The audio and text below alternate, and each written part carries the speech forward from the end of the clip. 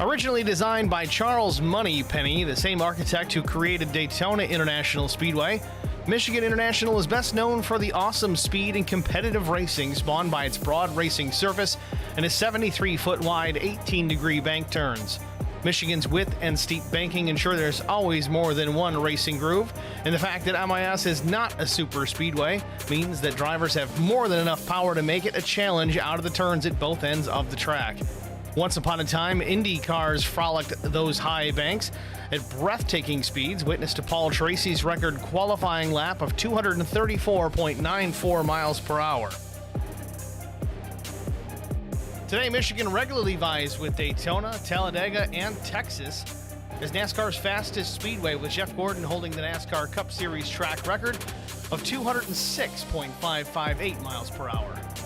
Petty, Pearson, Bobby and Davey Allison, Dale Sr., Dale Jr., Jeff Gordon, Jimmy Johnson have all added their names to the roll call of MIS winners, one that also includes names like Andretti, Foyt, Unser, Mears, and Zanardi from the days when Indy cars raced in the Irish Hills.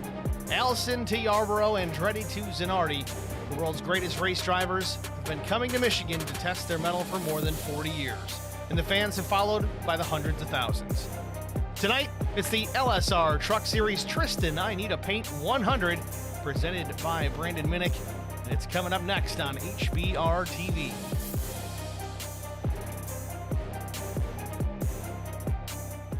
Good afternoon, good evening, everyone. Welcome to virtual Michigan International Speedway. Practice underway, currently about 3 minutes remaining in the session. Let's go trackside and, first of all, let's talk about the weather. 100 laps here at the Speedway for tonight's race, 78 degrees, 90% humidity, partly cloudy skies. Track temp currently 116 degrees. A little warm this afternoon. We'll see if that really affects the handling of these trucks. And going down trackside currently, Zach Millett top on the board. Sean Roberts watching him in the 5th position. Top 5, Millett, Rose, Burnett, Hall Jr., Sean Roberts. Then further down, Kevin Grettenberger, Britt Osborne, Wes Wiggin, and Matt Daniels and Chris Goins, rounding out the top 10.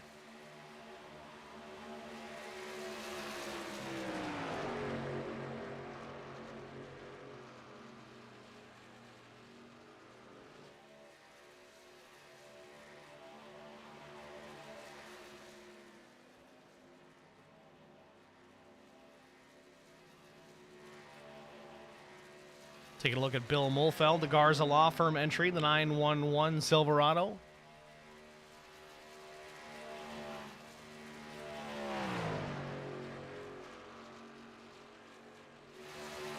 At 28 trucks currently on the entry list tonight. It'll be a pretty good size field. Very exciting to see that. So get to about just 1 more minute remaining in the session.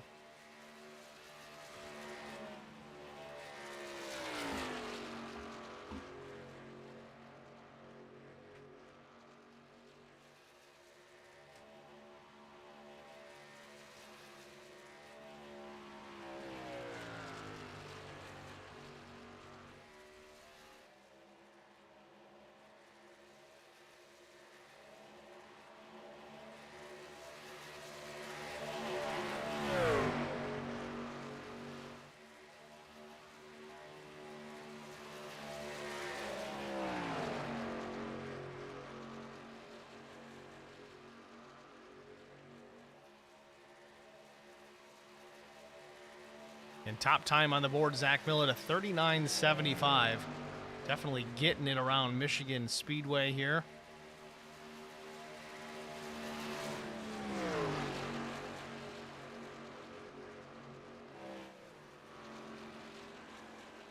Clock strikes 0 on the session. We're going to get right into qualifying pretty much right away here.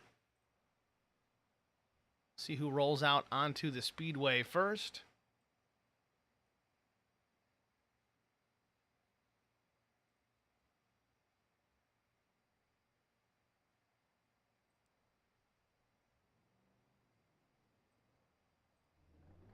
See, David Ballard, the first one to roll.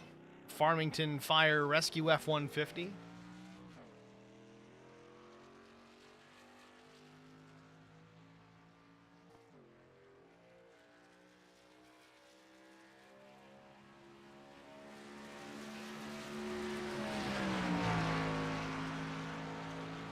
Keaton Burnett, jinx me, Daddy Steve.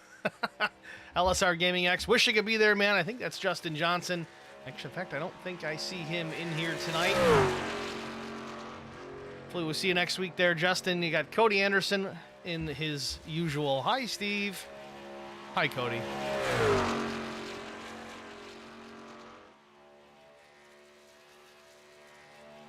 Ballard crosses the stripe, takes the green on his first lap.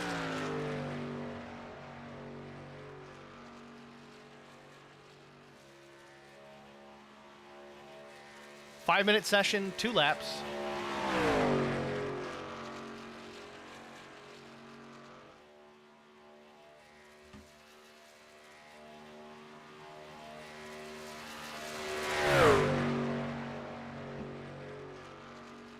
And take a look at the practice results from earlier. Zach Millett was quickest, then Brian Rose, Keaton Burnett, Bobby Hall Jr., Sean Roberts. You see the rest working all the way down into the 18th spot. Drew Blaze about 4/10 off the pace. Very well could have been just track temperature related.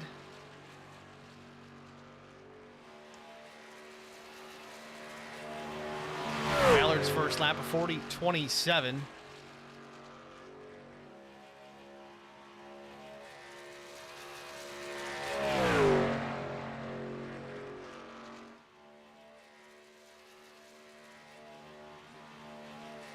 Bobby Hall goes P1 40:10. First lap for Millett. 40.473. 14th fast for the 315. Not a quick first lap. Mike Fahey's first lap a 40.252. Second lap a 254. Awfully consistent. Puts him into the top 10. Chris Goins, lap 1, 40.292, 13th on the board so far. Another lap to go. Stay on board and watch. Current top time is Keaton Burnett, a 40.07. No one's cracked the 39-second mark just yet. Millett's second lap goes P3, 40.12.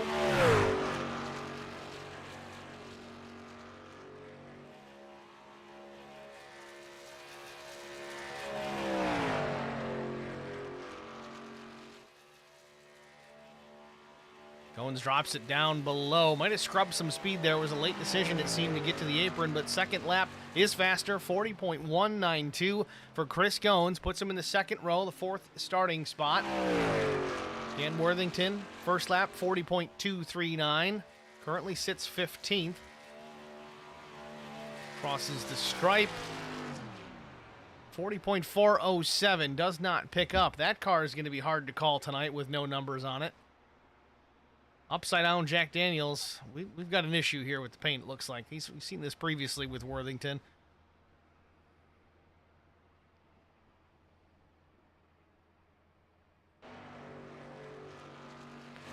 Thomas Hall out there, 40.441 was his first time by. Another Flex Motorsports entry. 22nd on the grid at this point.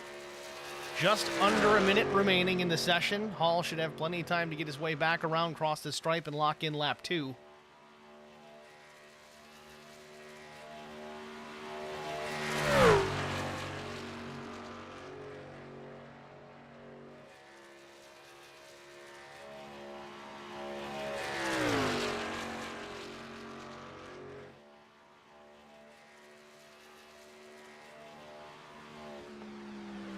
Hall crosses the stripe. Lap 2, 40.449. Consistent, but not faster. Still sits 22nd.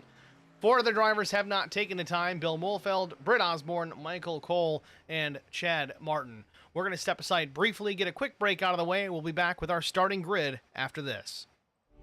The great thing about youth sports, they give young people an opportunity to participate in something that is going to broaden them as people. I think it's very amazing that Garza Law Firm has made a commitment to help the youth kids with playing different sports.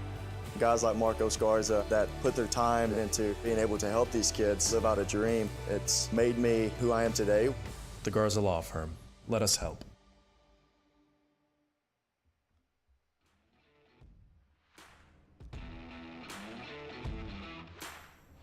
Welcome back, ladies and gentlemen, to Lonestar Racing Truck Series. Race number 7 from Michigan, the Tristan I Need to Paint 100, presented by Brandon Minnick. Your starting grid, the 026. Lonestar Racing's own Keaton Burnett on the pole position. To his outside, the number 94 of Bobby Hall Jr. Starting in the second row, it is Matt Sisler, the number 93. Starting fourth, the 315, Howler Boys Racing's Zach Millett. Starting in the fifth position, it is the 6 of Chris Gones with Right Turn Racing. Matt Daniels will start in the 6th position with Drew Blaze rolling off 7th. Kevin Grettenberger in the number 57 will start from the 8th position. 9th goes to David Ballard. Cody Anderson will roll off from the 17th starting position. 10th starting position, number 17. Sean Roberts with Shenandoah Shine. He'll start 11th. 12th goes to Wes Wiggin with Flex Motorsports. Brian Rose starts in the 13th position with Jeffrey Simpson, the number 42, starting 14th. Dan Worthington, the number 113. You won't see that number on the truck, just an upside-down Jack Daniels. He starts 15th. Mike Fahey. Mom's got a birthday here today. Happy birthday, Mrs. Fahey. The number 19 rolls off 16th. PJ Cox starts in the 17th position. Kevin Hayes starts 18th. 19th goes to Vincent Short. Ken Couch 20th. Jarrett Woodard 21st. 22nd, Thomas Hall. Jesse Redding, 23rd. Bill Martin, 24th. Bill Mulfeld, 25th. 26th goes to Michael Cole. Britt Osborne, Chad Martin round out the field, 27th and 28th, respectively.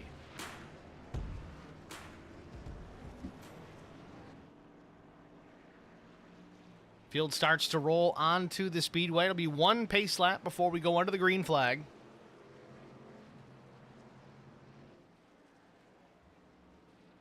Matt Sisler happy with that qualifying effort, starting P3. This is his home race.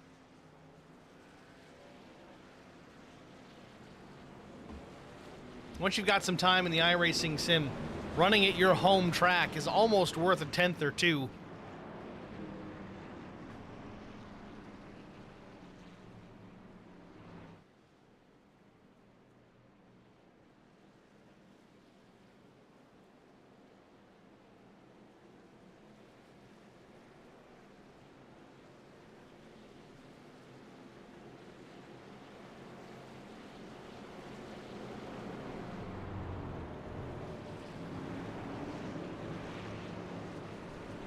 Once again, 100 laps here this afternoon. No stage breaks.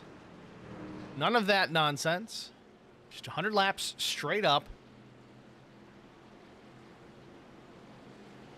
Track temperature up a little further as well, 119 degrees. Pace car peels off, about ready to get underway.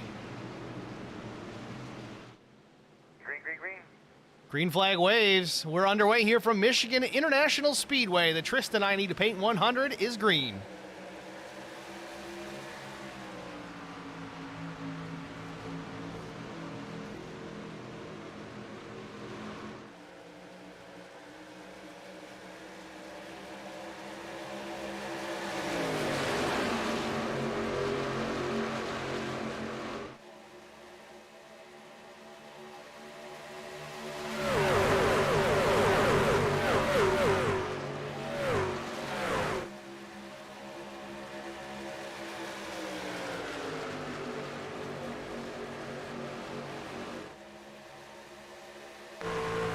Lap 1 about complete. Already a challenge for the top spot. Keaton Burnett leads lap 1, but Bobby Hall Jr. to the inside, trying to take the lead from the 26 as they work into turns 1 and 2. Keaton slides way up the racetrack. Don't know if this is by design or an oops. He's going to have a run down the back straightaway, though. Zach Millett now looking to the inside. Going to sniff the draft from Bobby Hall Jr. Bobby's going to switch lanes now back in front of Millett. Millett tucks back in behind Burnett in front of Sisler.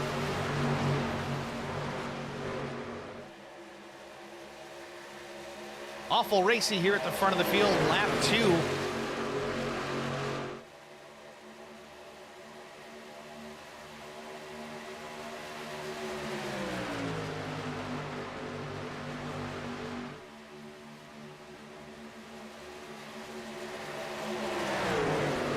Burnett up the high side once again. Millett in the middle. Hall Jr. down on the bottom. It was 3 wide off turn number 2, but Millett tucks back in behind Burnett once again.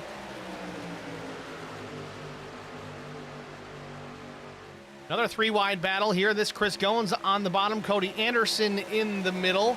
You got Matt Daniels, the dude wipes machine up top. Anderson slips a little, checks up, stays out of the door of the 5, but he's going to lose a spot, maybe 2, in that exchange. Kevin Grettenberger is going to take advantage. He's now to the outside in the 57. We've got the 88 of Wes Wiggin closing in as well.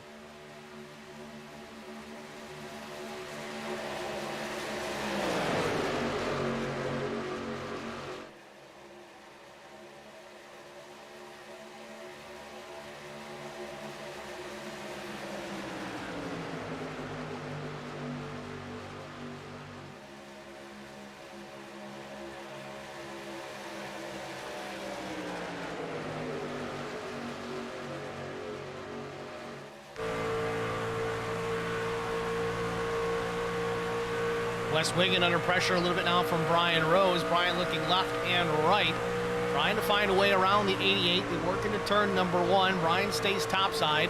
See if he can pick up the run out of turn 2 and down the backstretch. Maybe not. Wiggin slides up. Little smoke just up ahead. Checked up was the 88. Rose might have made some contact there in the back straightaway. A little tap to the tailgate to say, hey, I'm right here. Well, Sean Roberts and Mike Fahey start to close in just behind the 89 of Brian Rose. Meanwhile, we got a new leader out front. Zach Millett leads Keaton Burnett. Bobby Hall Jr. has slid back to 4th. That might have been some of our tire smoke that we saw in that one onboard shot. Let's try and go back, take a look, and see how Millett took the lead here. So it's at the stripe, 3 wide. Hall Jr. on the bottom, Millett in the middle, and Burnett up top. Little bit of door slam there between the two. Down into 1, Millett just goes up the gut, takes the position.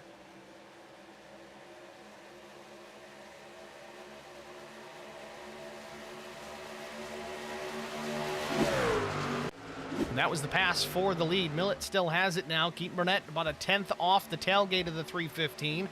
Sisler now into the 3rd position. Bobby Hall Jr. 4th. Matt Daniels 5th.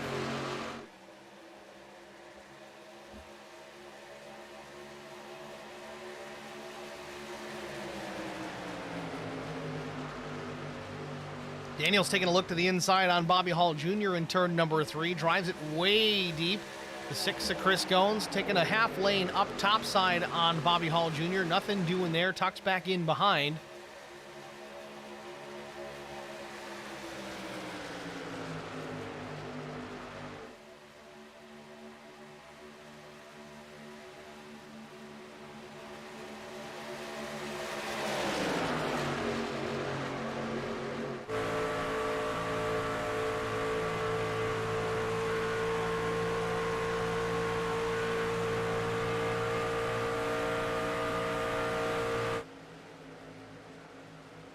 Millett stretching the advantage slightly now. It's 0.2 of a second back to 2nd place as that battle heats up for that position. Keaton Burnett and Matt Sisler. Sisler to the outside of that white, blue, and orange F-150. Keaton Burnett down on the bottom, that yellow number 26. Still side by side through the dogleg into turn number 1. Millett out in front. They did gain a lot of ground though. Keaton Burnett picked up about a 1/10 of a second down through the front straightaway.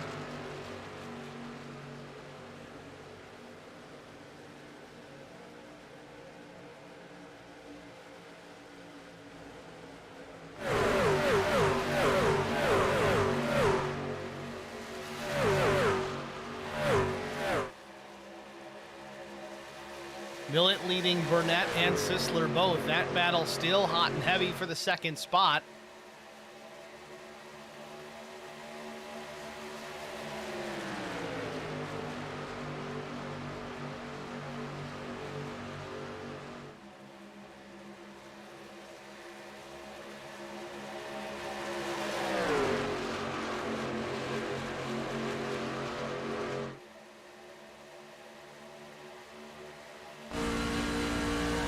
Right on board with Keaton Burnett as he runs now 3rd. Sisler has taken that 2nd spot away.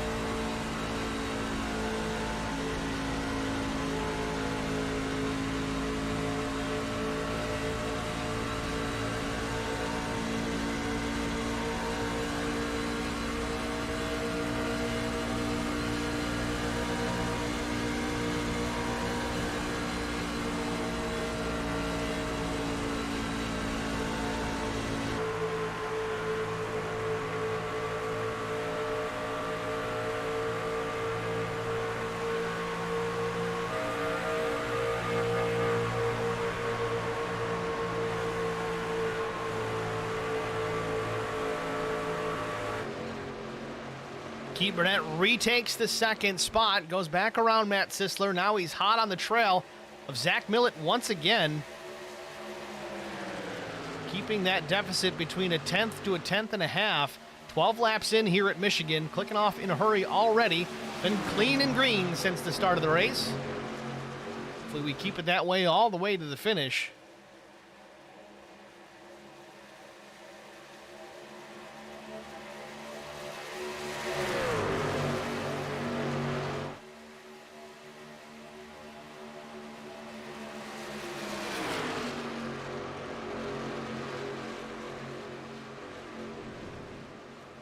Chris Fahey in the stream chat says, rumor on the street is I had a birthday shout out and hadn't signed in yet. Thank you, Go 19. Yes, indeed, Chris Fahey, happy birthday. We did the shout out during the starting grid lineup. Glad you're here. Thanks for watching. Happy birthday.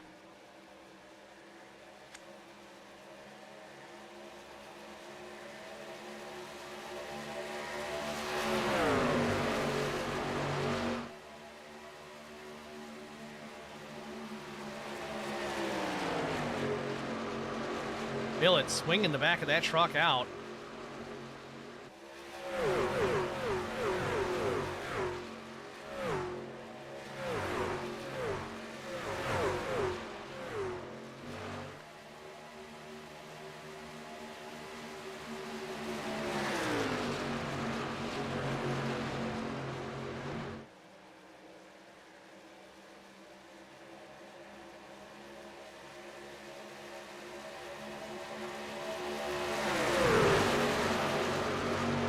Millett still leads, but he's not able to really get too far out in front. I don't know if it's just a matter of these trucks punching such a big hole in the air, creating a pretty good draft, or the three trucks behind, they were kind of lined up, not really battling, not really chewing up too much tire, not burning off too much momentum, keeping close. But now you do see Matt Daniels in the 5, dropping down low here, trying to take the spot from Sisler. He worked through 1 and 2.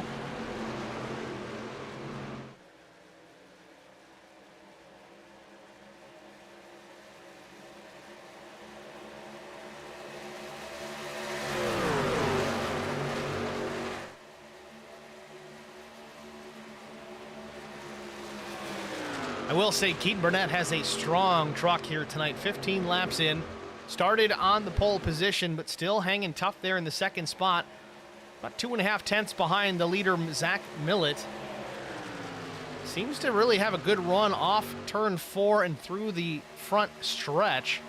It's where he gains the most time on Millett. About a full 10th just in that section of the racetrack.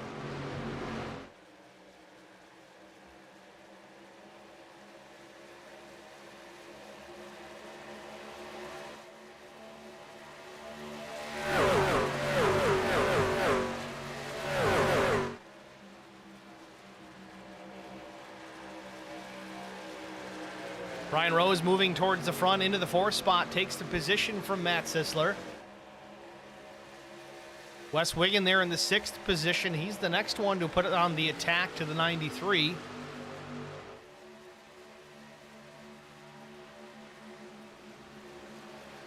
And Nikki Short in the stream chat says, Nikki, yup. I think that's what it says. I don't know, Nikki. You used to say Nikki Short. I don't know what's going on, but thanks for watching. We appreciate you being here, cheering on husband Vince Short, of course. Got some work to do.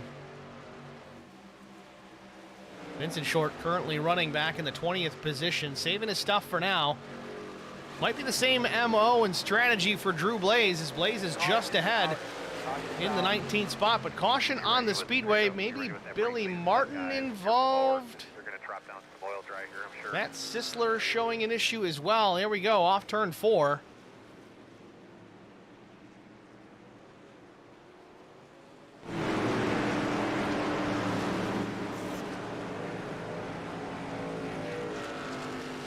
Caution on the Speedway for the first time today. Let's take a look at it, see exactly what happened with Matt Sisler. Sisler, the number 93, a little loose, gets contact from the 88 and then across the nose of the 6, and around he goes.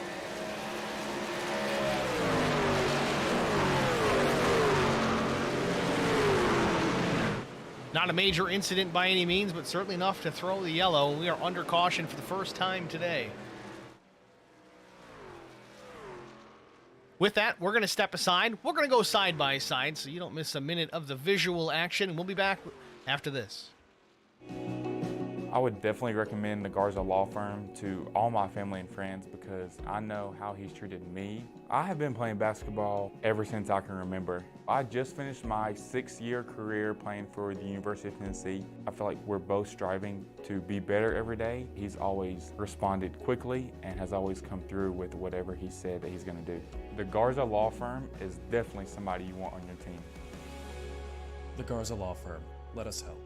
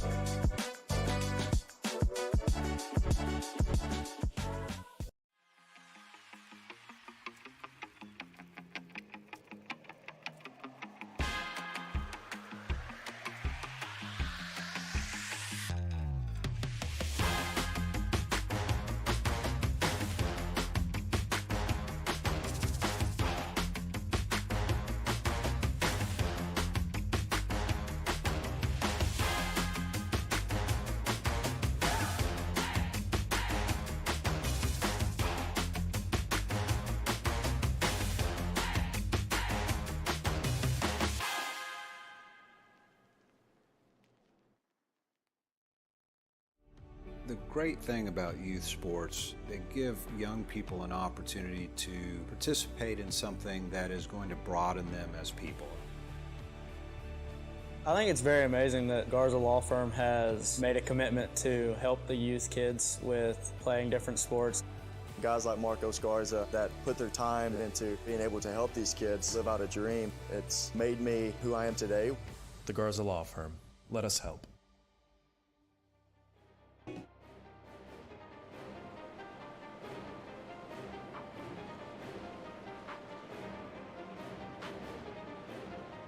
Welcome back, ladies and gentlemen, to Michigan International Speedway, the LSR Truck Series. Tristan, I need a paint 100. Pace car peels off, getting ready to go back to the green flag. Green flag. Green flag waves are back underway.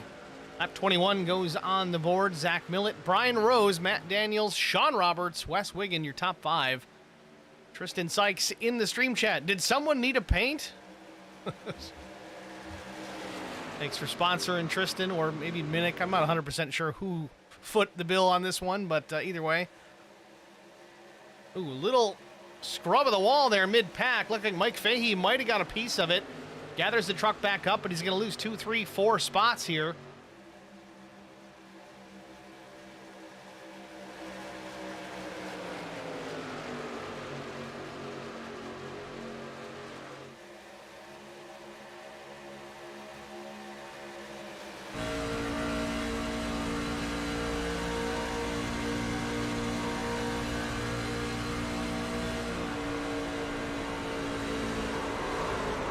Mike Fahey's got contact and he's around. Vincent Short gets into the back of the 19 and others.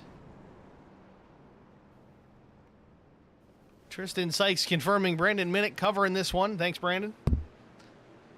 Let's go back and take a look at it. It started, we were on board with the 19 of Mike Fahey and contact with the 15 of Vincent Short, it appears. Let's go take a look at it here.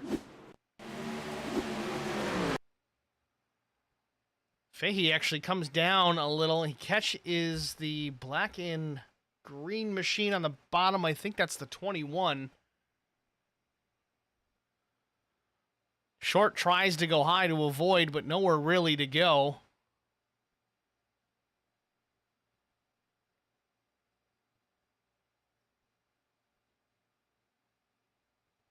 Big melee off turn number 2. Cautions breed cautions, and that is a prime example of it.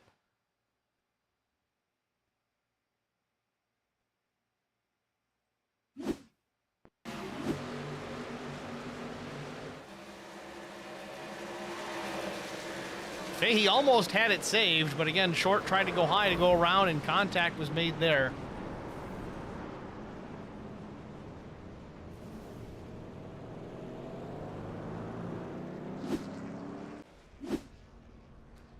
Second caution of the day. Looks like some of the leaders that did not stop in the last one. Oh, no, they decide against it. Millett looked like for sure he was coming down pit lane. So did Brian Rose, but at the last moment, Millett opts not to. Looks like Matt Daniels didn't catch it. He ends up heading down pit lane, so he's going to have to hit his box, get tires possibly. I don't know if it's too early for tires. Only got 2 sets to work with here behind the wall. Oh, right sides do go in the air, though. Quarter distance, just about. Tristan Sykes says, I just tuned in to watch Fahey wreck. Didn't even take him 1 lap. Your bad luck, Tristan.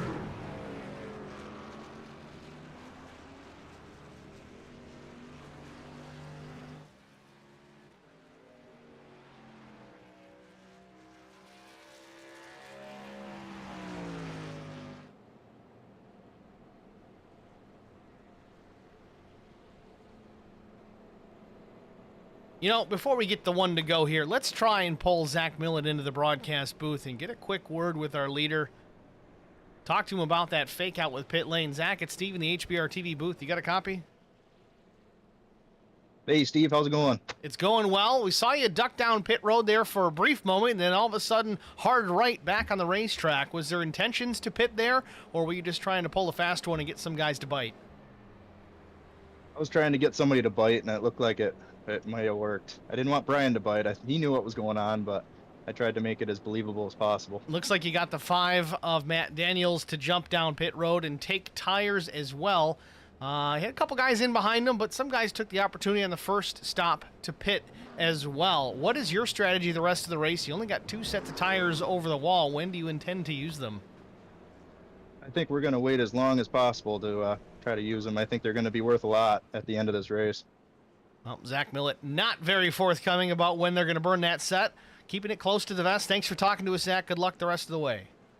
Thanks, man. Zach Millett, driver the 315, your current leader here. Again, quarter distance of this race under our second caution of the day. For an incident off turn number 2 with Mike Fahey, Vince Short, and many others. PJ Cox, Michael Cole, Ken Couch, Kevin Hayes. It was a messy one off turn number 2. And cautions tend to breed cautions. It packs these trucks up together. Some on new tires, some on old tires. Tire temperatures come down a little bit. It's not always preferred.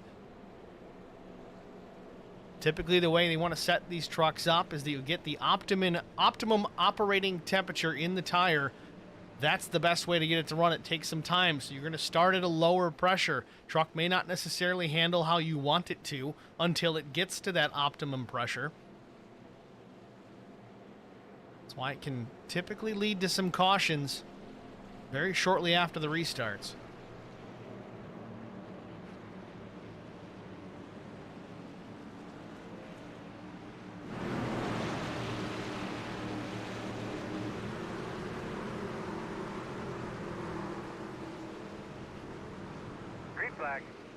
Green flag waves. We're back underway from Michigan.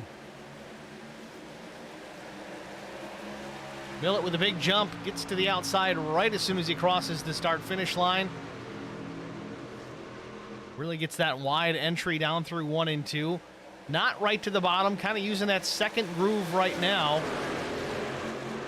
So the thing about this racetrack being as wide as it is, there's certainly a lot of different places on the track that you can utilize to turn a fast lap, all while saving tire. Other ways you can go around here to be quick and not save tire, just depends. But you've got options. So far, so good. Millett doesn't really need a whole lot of option as he's back out in front, 2/10 ahead of Brian Rose. Third spot, Sean Roberts. Wes Wiggins, fourth. Cody Anderson up to the 5th spot.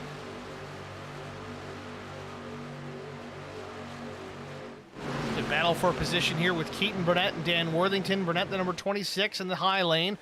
That black machine, that's the 113 of Worthington. Little paint mishap, but he's actually going to take this spot, it looks like. Still side by side, though, down the backstretch into 3.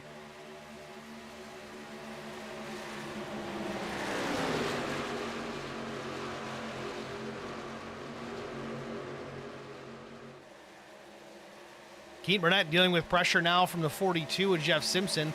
Simpson was right to the tailgate there in the middle of 3 and 4. Tucks back in behind Worthington, now slides back up behind Burnett, back and forth, trying to find a way around.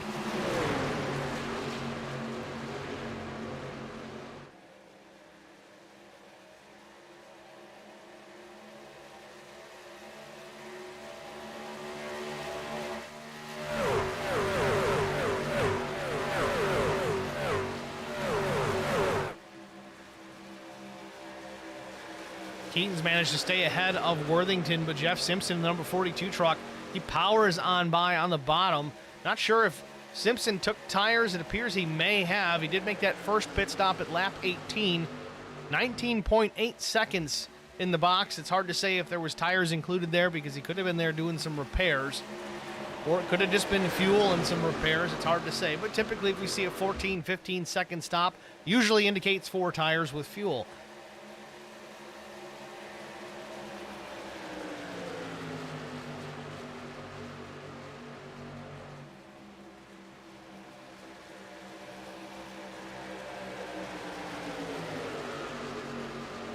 Keaton Burnett way up the racetrack off 4. Matt Daniels is going to go to the bottom here, try and take that spot. Burnett slips back to 8th position. Worthington now 9th. Thomas Hall 7th.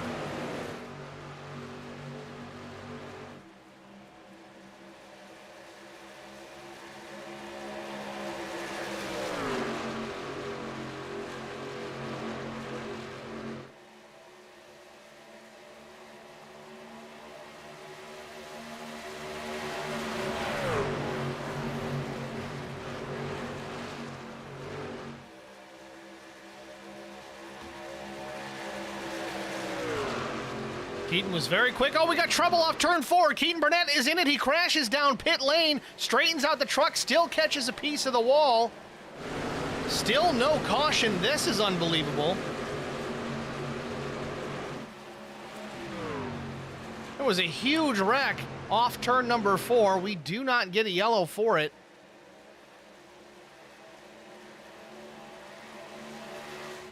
Worthington involved as well. That truck beaten and battered as he rolls to the pit box.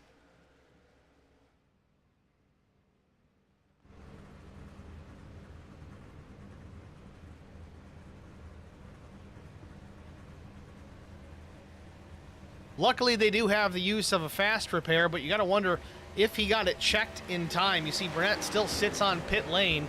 Might have gotten a speeding penalty for that entry. Again, it's tough to get because it really wasn't a speeding penalty. He got wrecked down pit lane. Probably the same scenario for Worthington, but let's try and go back and take a look, see what happened. Again, this was off turn number 4. Let's see if I can pull it up here. It looks like, yeah, here we go. We got it.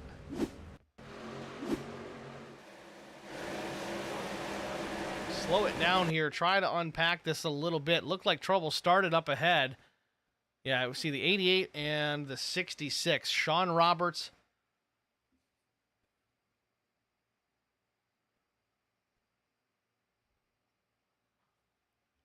Back this up a little further. They were 3 wide off of 4.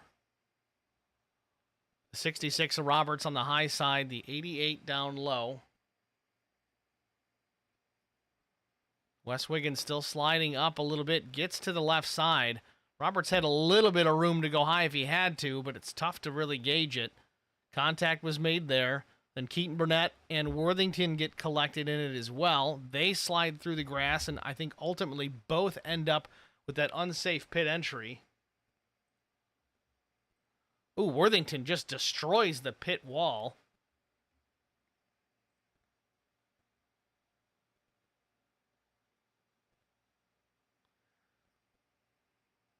Well, what should have been our third caution of the day wasn't. Everybody got clear, mainly because they were wrecking down pit lane, but the caution is out now. Looks like Chris Goins has had an issue. Minimal damage to the islanding number 6, but let's unpack that one, take a look, see what happened with Chris Goins. Ooh, somebody got loose off at 2, corrected and got into the 6.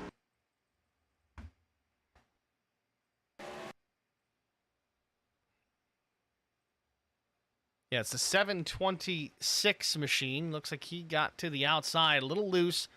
Was not able to correct it in time, it appears, and that's when he gets into the right side of Chris Goins.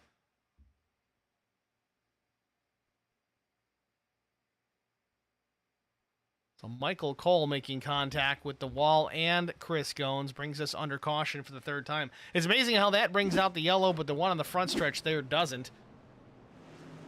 Do better, iRacing, do better.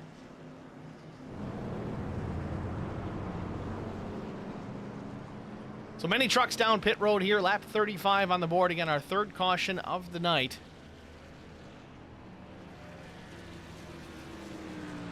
Now, again, I said they do have fast repairs. They do have one fast repair. So I'm curious if Goins burns that now before we're even at halfway, or if he takes the time to fix it the hard way. We'll see in a minute here.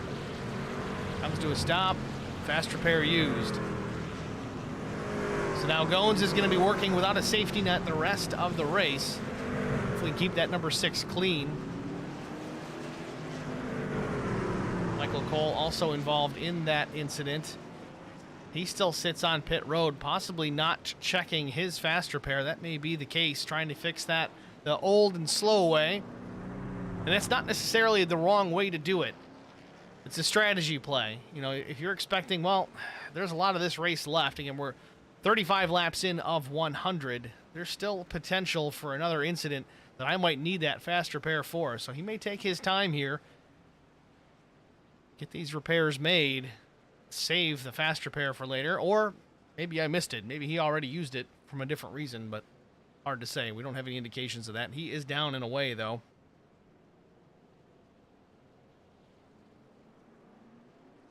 Vincent Short also took the opportunity to hit the pit lane. Some damage to the 15 truck still.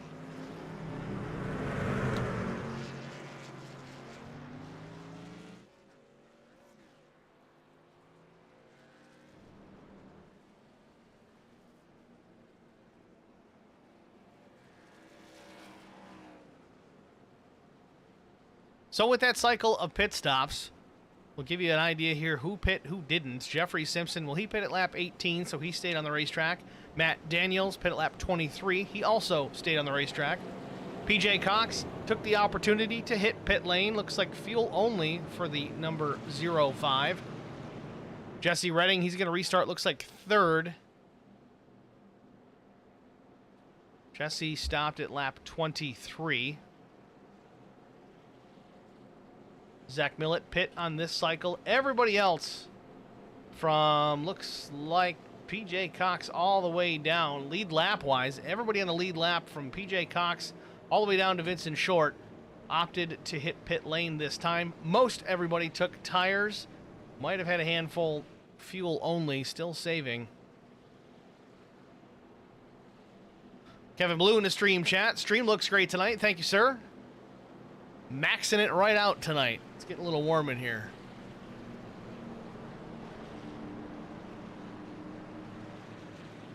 Considering upgrading that graphics card here now that them 3090s are starting to get a little bit cheaper. I might do it. We'll see. Remains to be seen. Pace cars down pit road. Green flag about to go back in the air. Green flag. Green flag waves are back underway from Michigan. Matt Daniels, a nose out in front. Gets a good jump. 2 truck lengths now back to the 42 of Simpson.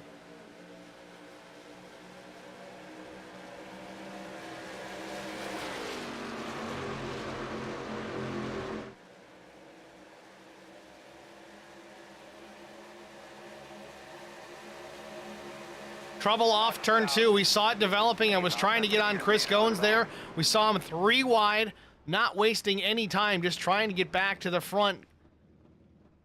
Unfortunately, again, cautions breed cautions, and there you have it. Let's get a look at it again. Try to get a better perspective of things.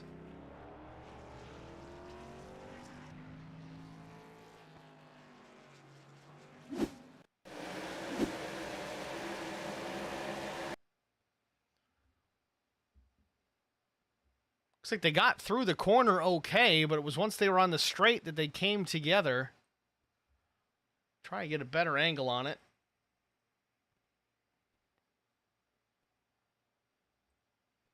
So here they are in the middle of turn 2. You got the 3 up top. Chris Goins there in the middle. I think it might be the 90 of Ballard there on the bottom.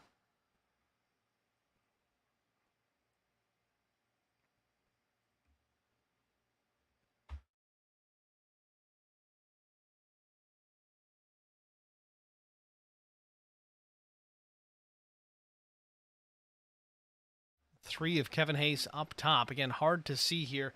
Let's freeze it. Let's go on board with Kevin Hayes. We'll probably be able to see a little bit better from his roof cam. All right, so again, exit of turn number 2. You've got Chris Goins there in the middle, plus 2 trucks down low. It's getting tight up top. Looks like there was a reaction there. The 57 may have started to come up, and Goins appeared to react, trying to avoid contact with that truck. Of course, he does have the 3 to his outside, and there you have it.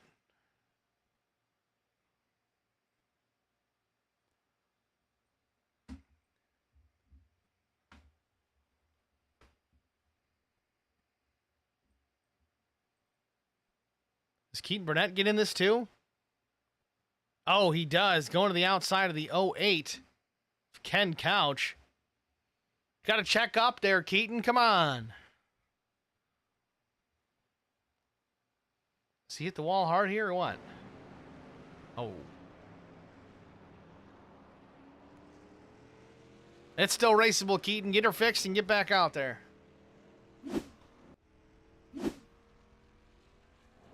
So now Matt Daniels will still have the lead. It'll be Daniels, Simpson, PJ Cox, Brian Rose, Zach Millett, your top 5.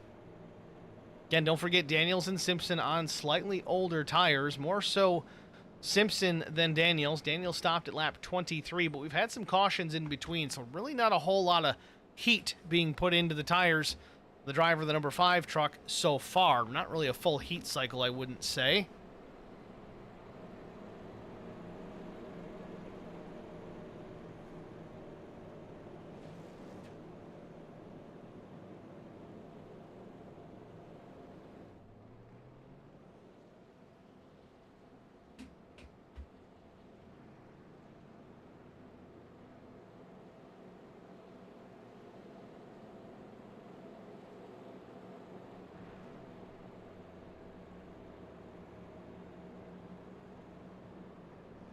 Pace car lights go out, so we are officially on the 1 to go.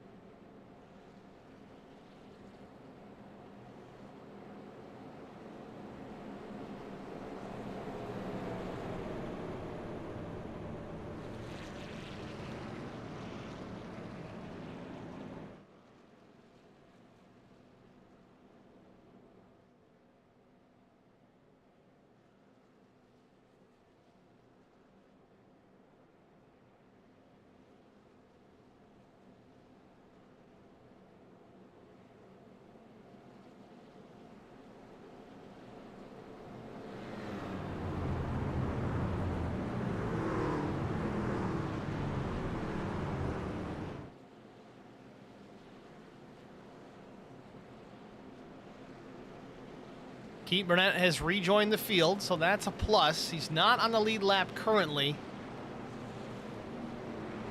2 laps down, but the way we've been having cautions, if he continues to keep his nose clean throughout now the balance of the rest of the race, he may be in line for a lucky dog or two. Not out of this thing yet. Pace car is off, waiting on the green flag. Green flag. Does wave, and we're back underway. Rose looking to the outside already on Simpson. A good restart for Brian Rose.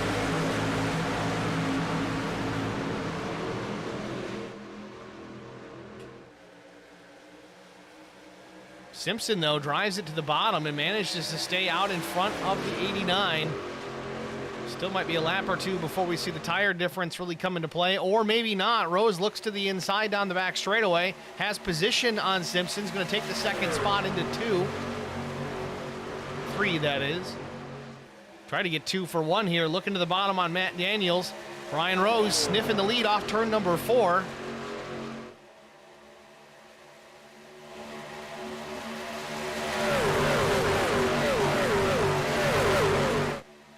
Still side by side for the top spot into turns 1 and 2. Brian Rose about, well, I was going to say on the bottom, but he's kind of putting the left sides on the low lane and the rest of the truck in that second lane. You've got about 4 here at Michigan Speedway that you can utilize. Rose does take the top spot, clears the 5. Good run for Zach Millett off turn number 2. He gets Simpson and gets alongside Daniels. This is for the second spot. Rose and Millett 1 and 2 as they cross the stripe with lap 43 about to go up on the board.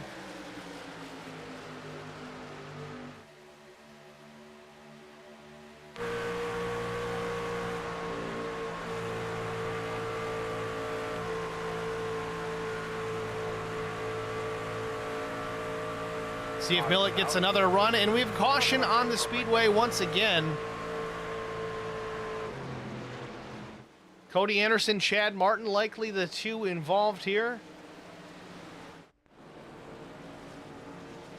Both drivers jumping right to pit lane. Let's get a look and see what happened with the 17 and the 95. Ooh, let's back that one up a bit.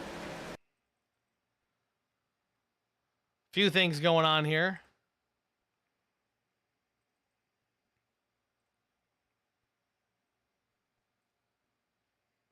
All right, so it looks like down into turn number 1, you see Cody in the 17, that teal and purple black machine on the bottom.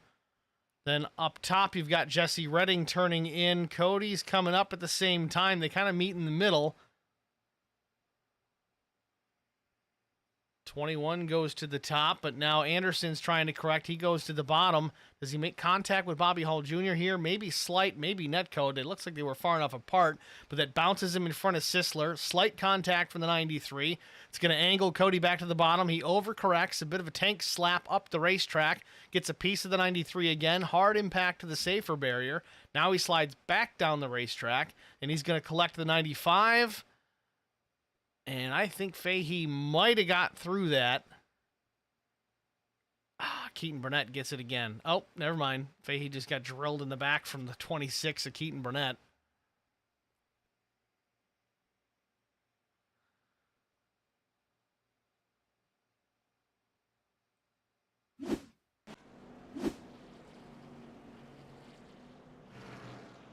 So Matt Daniels taking the opportunity to hit pit lane finally. Again, off cycle with the majority of the field with this caution coming out.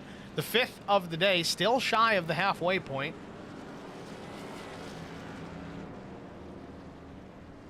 Looks like fuel only for Daniels, though. He's off and running. Again, I don't know if he took tires that first stop or not. It may have been fuel only.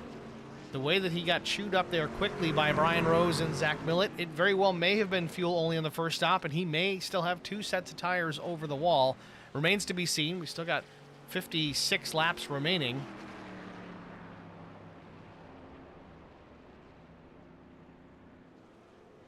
So Brian Rose, your leader. Zach Millett, second. Jeff Simpson, Drew Blaze, PJ Cox, the top 5. Again, Drew Blaze has been quietly working his way towards the front. We last checked in on Drew. He was running about the 20th position.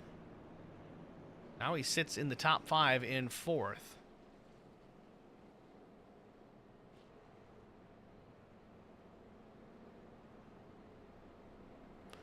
Yeah, Chris Fahey, just when you think he's through it, somehow, some way, he gets dragged back into that wreck.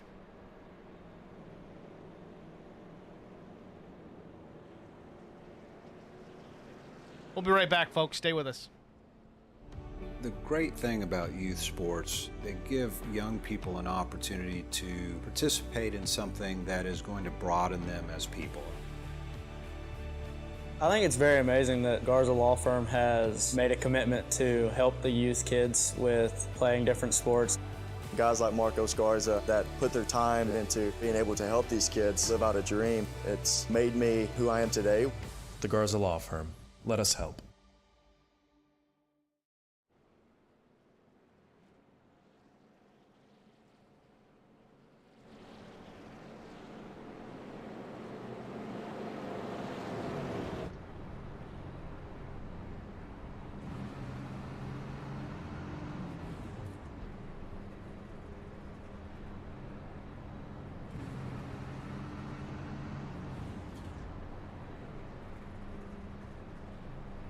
Pace car lights are off, but a half lap away from going back to the green flag. Working our 5th caution of the day here from MIS.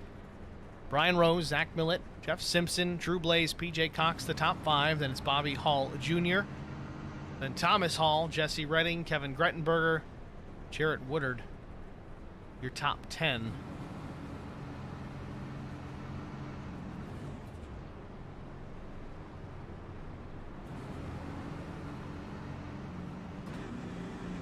See Brian Rose clutching that truck quite a bit under caution, saving as much fuel as he possibly can.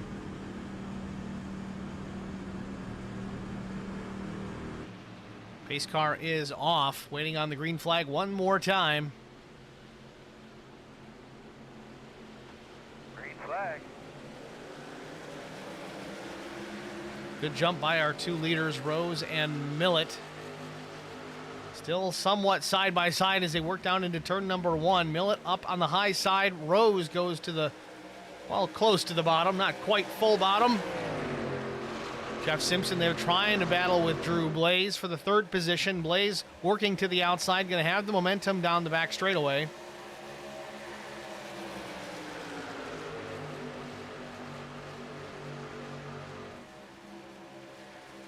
Blaze drives it in deep. Again, taking that higher lane allows him to do so. A little bit of right rear damage on that Lonestar racing truck. Not sure where he's received that from, but that right rear spoiler bent up slightly.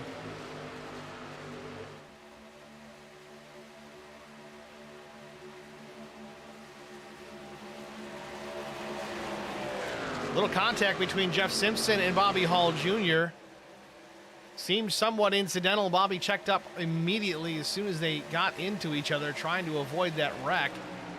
42 stays on the racetrack, gathered it back up, and continues to run in the 4th position. But PJ Cox in the 05 Sundrop machine, closing down the gap.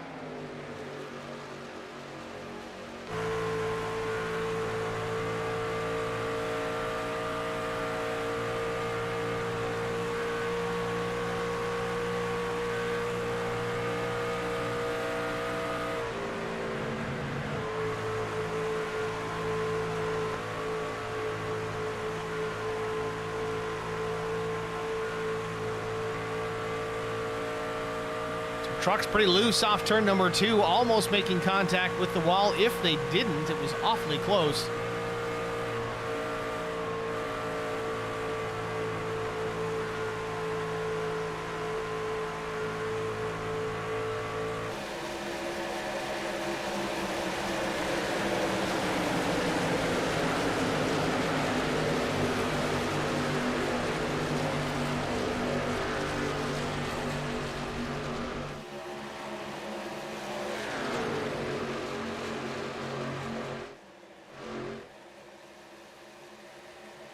Matt Sisler running in the 10th spot was the challenger up in the top 3 early on. Again, a home race for the 93.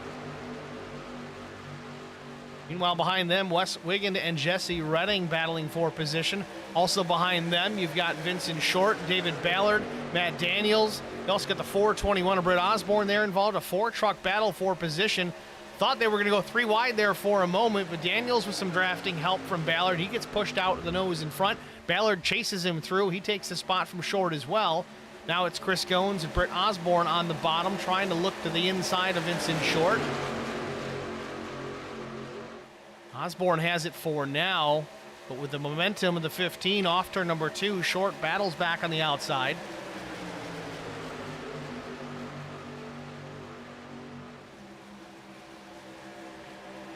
Britt Osborne drives it way deep to the bottom. Keeps the left sides on the yellow line. No contact with the 15.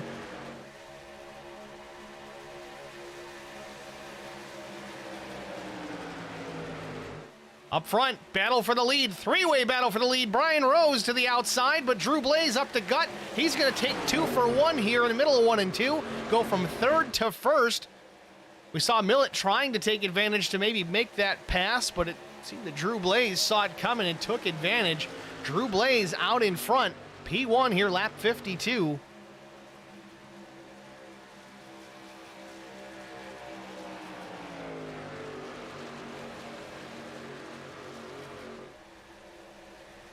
Let's go back and take a look at that one. I want to see how this set up. Again, I hate rewinding these, but sometimes it's the only way you can do it. Looks like there might have been some contact with Millett and Rose. Millett was right to the tailgate. You see it right here.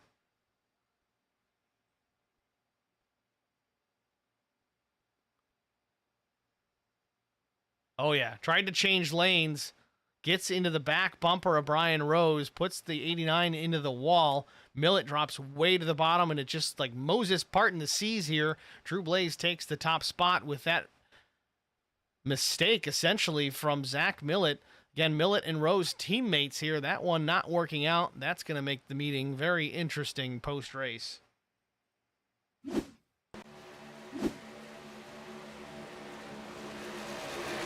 Blaze continues to lead. Millett right there on his trail. Rose has slipped back into the 3rd spot now, about a second behind the leaders. 83 of Bob Thomas Hall starting to close in on Brian Rose. This battle for the lead not over. Drew Blaze, we talked about the right rear damage on the truck. That's certainly not going to help him in the win without a draft. Now Millett gets a run off turn 4 at the line. They're side by side. Blaze is going to lead the lap, but can Millett complete the pass through 1 and 2? We'll see if it pulls off. Millett to the bottom. Blaze up top. See if Drew Blaze can get a run out of 2 and challenge back, but for now, Millett retakes the lead.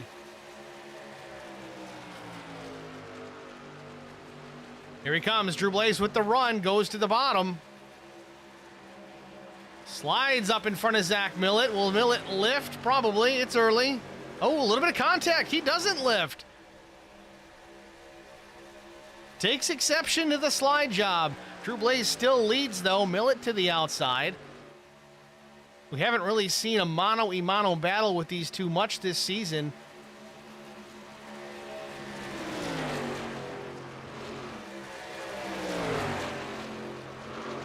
Drew Blaze goes back to the point off turn number 2.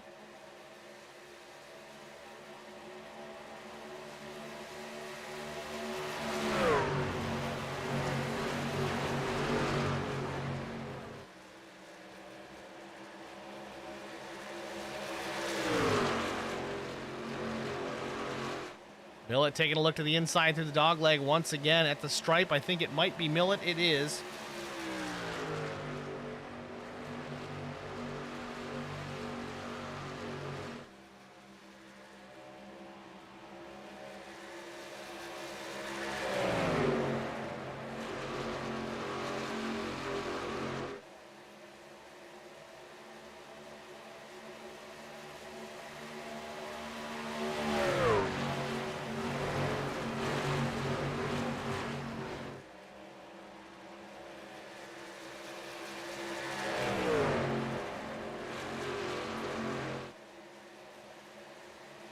Battle still for the top spot. Millett has it. Drew Blaze there in the second position. Looks like we've got Chad Martin and Keaton Burnett, though, coming out of the infield care center. Let's try and get them up into the booth. I'll start with Keaton Burnett first. Keaton, it's Steven HBR TV booth. You got us? Oh, I got you. Keaton, man, I see you're in the infield care center. You had some trouble out there. Are you done for the night, or what's going on? Got a wonderful iRacing rig for sale, 4,000 OBO. Tough night. You had a good truck out there. It was fast, certainly at the front of the field there for a little bit. Put it on the pole position, but once you started getting mired back in traffic, you couldn't really avoid the chaos. Tell us what happened. I don't even know what happened. I came out tonight just trying to kind of play it a little bit safe and save my truck, wait for the right moments and all that. And literally every wreck that happened tonight just had other plans for me. Well, tough break. I mean, you definitely had the speed out there tonight. If you could keep that thing up into the top 5, I think it would have been a solid night for you. Are you done? Are you going back in, or you got too much repairs to get done? Oh, the boys are working on a 6-pack and putting a new motor in the truck, but I don't think we'll have it done before the end of the race. Just enough to drive it back on the truck. I got you. Yeah. All right, Keaton. Well, tough break, man. Sorry to see it end like this. Thanks for talking to us. All right. Fahey said to say hi from him. Fahey said to say hi. Hi, Fahey. All right, Keaton, man. Good luck next week, bud. All right. See you. See ya. And we've got Chad Martin, too. We'll pull Chad. Chad, it's Steve in the HBR TV booth. You got a copy? Yeah, I got you. Chad Martin, I see you're out of this one here. Parked with Keaton Burnett here. You're currently sitting in the 27th spot. Walk us through what happened out there and any chance of you getting back in this thing. Coming around that turn there, and all I saw was Cody coming down, and I had too much head of steam to get out of his way, and couldn't check up in time, so disintegrated the right side of the truck, and I don't think we're going to get out there. We got too much work to do on this thing. Now, did you use the fast repair early on in the race already? Is that why you're still sitting there trying to get her fixed? Yeah, about lap 9 or so, I smacked into the wall when I was running in the back trying to catch up. Made my way up into the top 10 there, or just outside the top 10. I thought I was going to have a good run, and just wasn't meant to be. It's a tough place. I mean, Michigan's a big 2-mile oval, and it's got lots of room, and you think you can get around here without a problem, but not always the case. Again, we've had about 5 cautions here tonight, 62 laps in. Unfortunately for you, I don't think you're going to make it back out there, but all I can say is good luck next week. Yeah, we'll get back out there next week and see if we can give these boys a run for their money. All right, Chad. Well, thanks for coming up and talk to us, man. Have a good rest of the night. Yeah, have a good night, man. It's Chad Martin out of this race. Looks like he's going to finish in the 27th position. Don't know if he's going to get the repairs made in time to get back out there, but they're still working on it.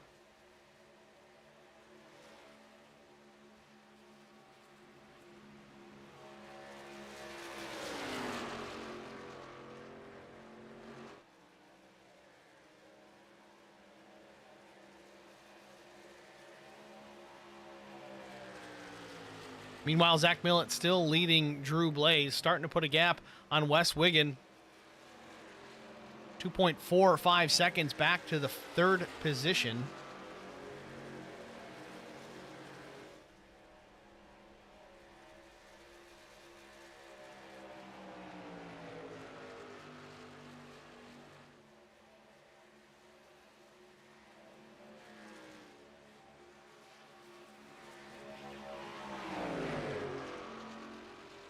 Last lap for Millett, 41.52. Drew Blaze, 41.51.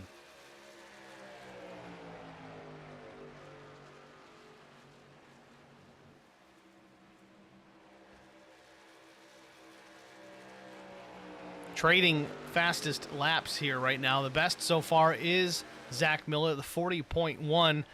Drew Blaze's best is a 40.22. Jarrett Woodard, however, he's got the fastest lap of the day out of anyone. However, he does share that fast lap with that of Brian Rose, a 39.99.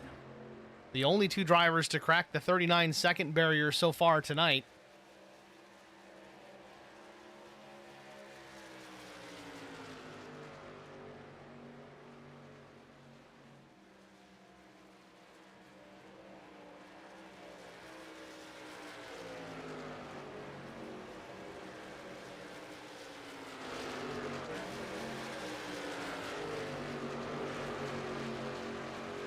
Bobby Hall Jr. running in the 13th position. Bobby had a strong run going early on as well. He was up in the top 5. Still some damage to the number 94. Chris Goins trying to make the pass here. This is for 13th.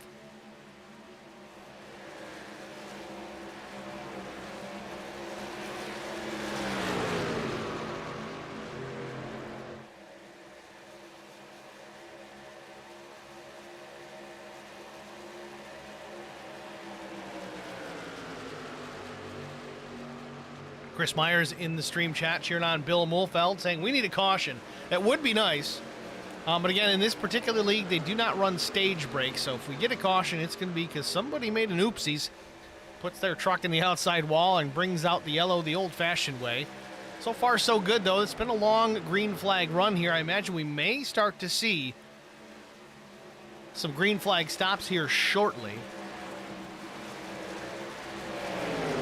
Keaton Burnett now in the stream chat. 24 viewers and only 4 likes. Good call, Keaton. Guys are watching the race. Give us a like. Give us a follow if you haven't already. It certainly does help. The more likes we get here, it helps push this type of broadcast or even this broadcast to a little bit wider of an audience. It certainly does help us. So if you can do that, it's free. Just click the like.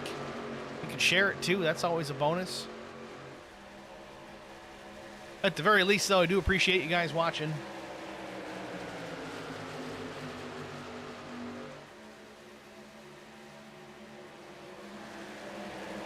Sean Roberts moving a position forward underneath, I think that is Thomas Hall, I believe in the 83. Yes, indeed. Roberts clears Hall, takes the spot, move Sean Roberts back into the top 10. Jeffrey Simpson running in the 19th spot. He is 1 lap down, but looks like he may have a little bit fresher tires as he's starting to march his way forward. And last lap for Zach Millett, now a 41.71 to Drew Blaze's 41.72. These guys are matching lap times within the 100th of a second, lap after lap. Now, I don't know, that could be Drew Blaze just trying to match the pace of Zach Millett. Could be Zach Millett just trying to keep Drew Blaze where he's at while he continues to save his stuff. It's kind of hard to say, but nonetheless, as far as pace alone, they are right on the money with each other.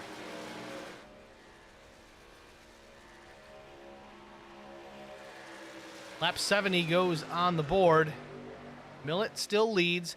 Last lap for Millett now 41.72 to Blaze's 41.75. So again, very, very consistent and very close lap times from our leaders. So you see Mike Fahey coming into the frame here. He's about to go another lap down. Currently 2 laps down. Now it goes to 3.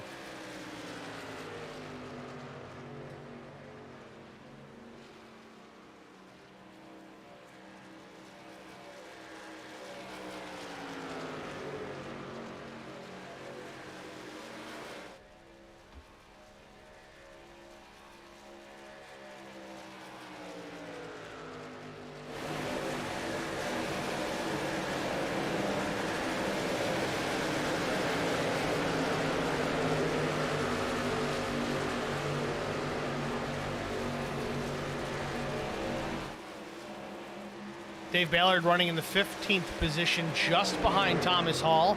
Again, Hall in that blue and black Flex Motorsports number 83. Behind Ballard, you've got the 17 of Cody Anderson. Cody is not a lead lap truck, though, currently running in the 21st position. 2 laps down.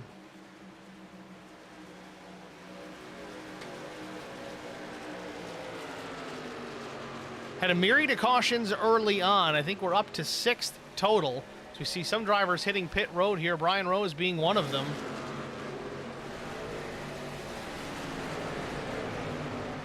Britt Osborne the other. So far, 2 trucks opting to make their green flag stops here at lap 72. A little bit of damage still on that track bar media F-150. Fast repair used for Brian Rose. Good as new. Hopefully he can keep it that way to the finish.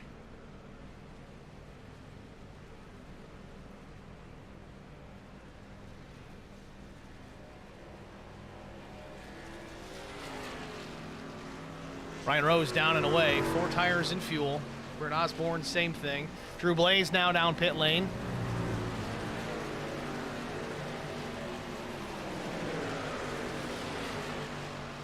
It's going to put Millett out in front by a margin now of about 4 seconds over Wes Wiggin. Right side tires definitely going on for Drew Blaze. This might be his last set of tires for the night. Surprised Brian Rose didn't take, well, he did take tires. I'm getting senile here. 4 tires and fuel for Drew Blaze. Down and away. Final stop of the day. Can make it to the end here. I am almost certain of it. Jarrett Woodard down pit lane or completing his pit work. He's off and running. Matt Sisler also in the pit lane. Way hot on entry. Hopefully not getting a pit road speeding penalty there for Matt Sisler. Trying to get all he could, but definitely locked it up trying to get in.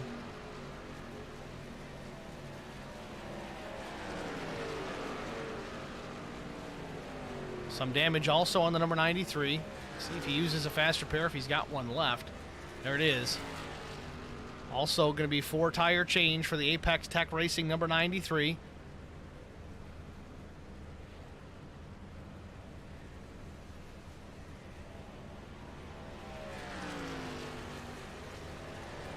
And there you have it. Matt Sisler getting caught by the police in the pit lane.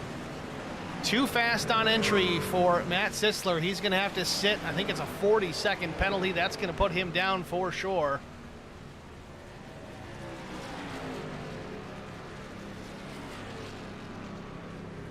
Matt Daniels in pit lane. Also some damage on the 5 truck.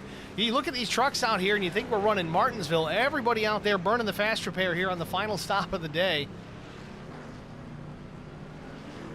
Kevin Grettenberger just behind the 57. 4 tires and fuel for him. Zach Millett down pit lane. His final stop of the day coming at lap 75. We have 25 laps to go, and somebody's losing it on pit entry. Don't know who that was. Caution. And the caution comes out. Kind of walk me through it last year, please. This really could work out well for Zach Millett. Caution on the Speedway. He misses the box. He misses the pit box. This was the perfect opportunity for Zach Millett to get 4 tires and fuel. Almost a cheap stop here as the caution comes out while he's in the pits.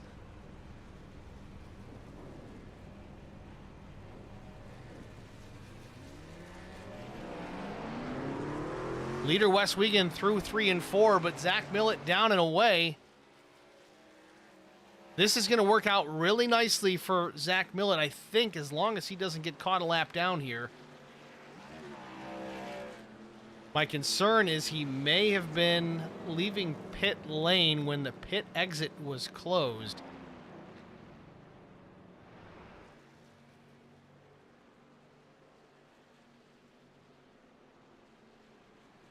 Keaton Burnett. I got Steve 10 likes. You got to put me in the booth. You were already in the booth. You had your chance, Keaton. So this is going to be interesting here. I don't know if this is going to turn into a wave around situation or if Millett's going to be in trouble here for leaving a closed pit exit. It's happened to me recently where you just don't think to even look at that to see, all right, is pit exit closed? You see Millett kind of dropping back here, but we're going to have to keep a close eye on this and see exactly what happens with Millett. If he doesn't get a penalty, if he got through this cleanly, he might be in good shape. As you see, he does go by the pace car now. Millett does have fresh tires on that truck that have not seen any green flag laps yet. We're probably going to get a restart here with 22, maybe 21 laps to go. Some drivers opting now to make their pit stops. Wes Wiggin, Chris Goins, Bobby Hall Jr.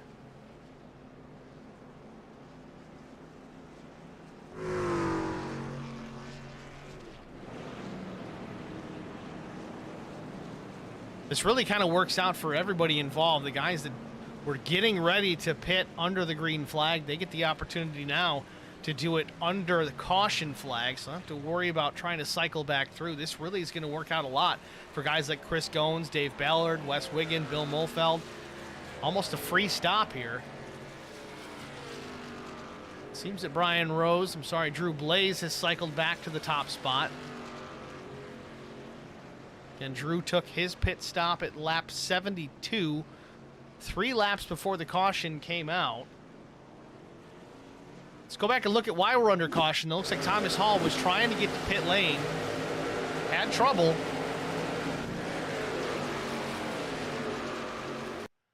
Just too much rear brake coming off the banking. The truck gets off, loses a rear end, and noses it right into the inside wall. That puts us under the yellow flag.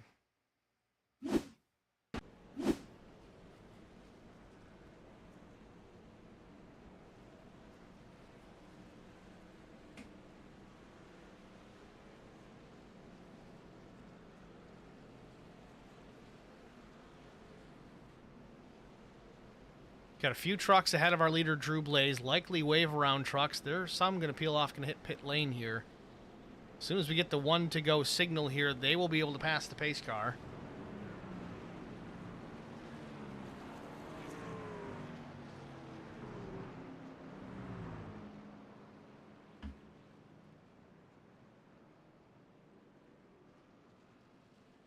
If you're just joining us, ladies and gentlemen, this is the Tristan I Need a Paint 100 presented by Brandon Minnick. Race number 7 of the Lone Star Racing Truck Series.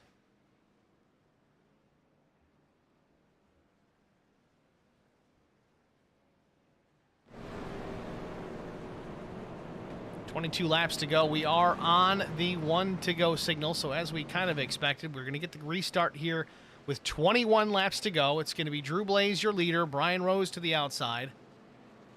Then we have Simpson, Woodard, and Millett, the top 5. It looks like Millett got away with that one. Again, missed his pit box by a long shot. Had to back up a whole pit stall. He's lucky he didn't get in trouble there.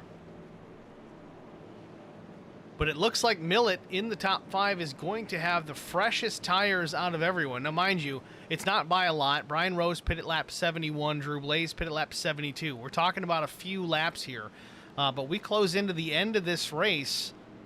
It may make a difference, especially when you look at the lap times between Blaze and Millett. They were talking within 1/100th of a second of each other, multiple laps in a row. A couple laps newer tires should be all the difference. We'll see what happens. Still got to make it there. Pace car is down, getting ready to go back to the green flag. Green, green, green.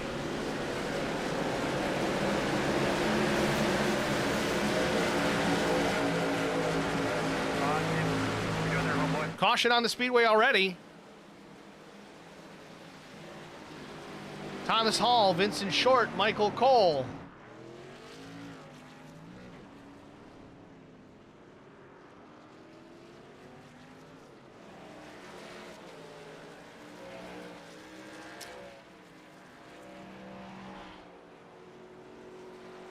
Talked about it a lot earlier tonight. Cautions breed cautions. We had 5 or 6 really close together in the first half of this race. We went quite a ways under the green flag to the point where we got into our green flag cycle of stops. Here we go on the restart, having an issue. Let's take a look, see what happened here. Vince Short, Tom Hall, Michael Cole coming to green. All sorts of things happening up front. Oh, looks like the car on the outside spun the tires, getting into the throttle. Let's back this up a little bit, try to get a closer angle on it.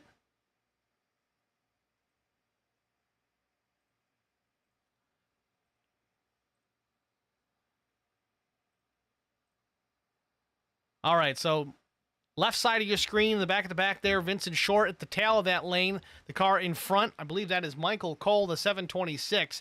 It looks like he gets on the throttle, spins the tires, and then Vincent Short, who's already right there, some other drivers in behind spinning tires as well. Yeah, definitely 726, spun to rear tires, try to gather it back up. Vince tries to go to the bottom, but he also doesn't want to pass him because that can get you a black flag.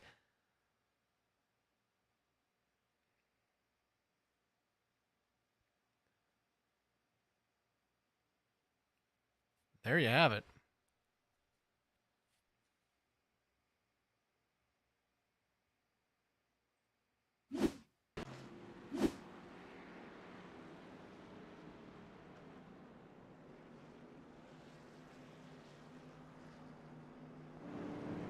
So now we have 19 laps to go. It's probably going to be 17 to go when we go back to the green flag. That's optimistic, but we're going to step aside here, get a break out of the way, and we'll be back after this. I would definitely recommend the Garza Law Firm to all my family and friends because I know how he's treated me. I have been playing basketball ever since I can remember. I just finished my 6-year career playing for the University of Tennessee. I feel like we're both striving to be better every day. He's always responded quickly and has always come through with whatever he said that he's going to do. The Garza Law Firm is definitely somebody you want on your team. The Garza Law Firm. Let us help.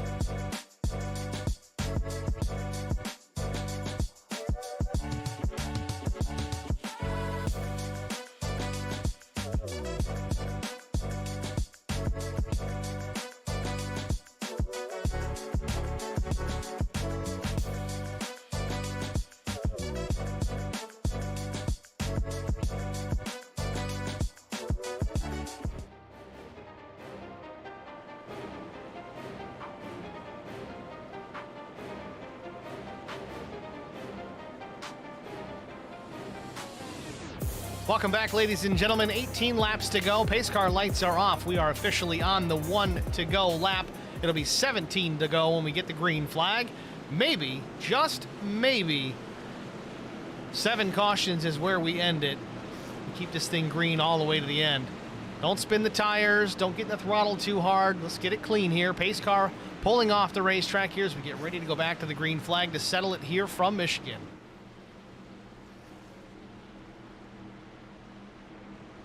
Green flag.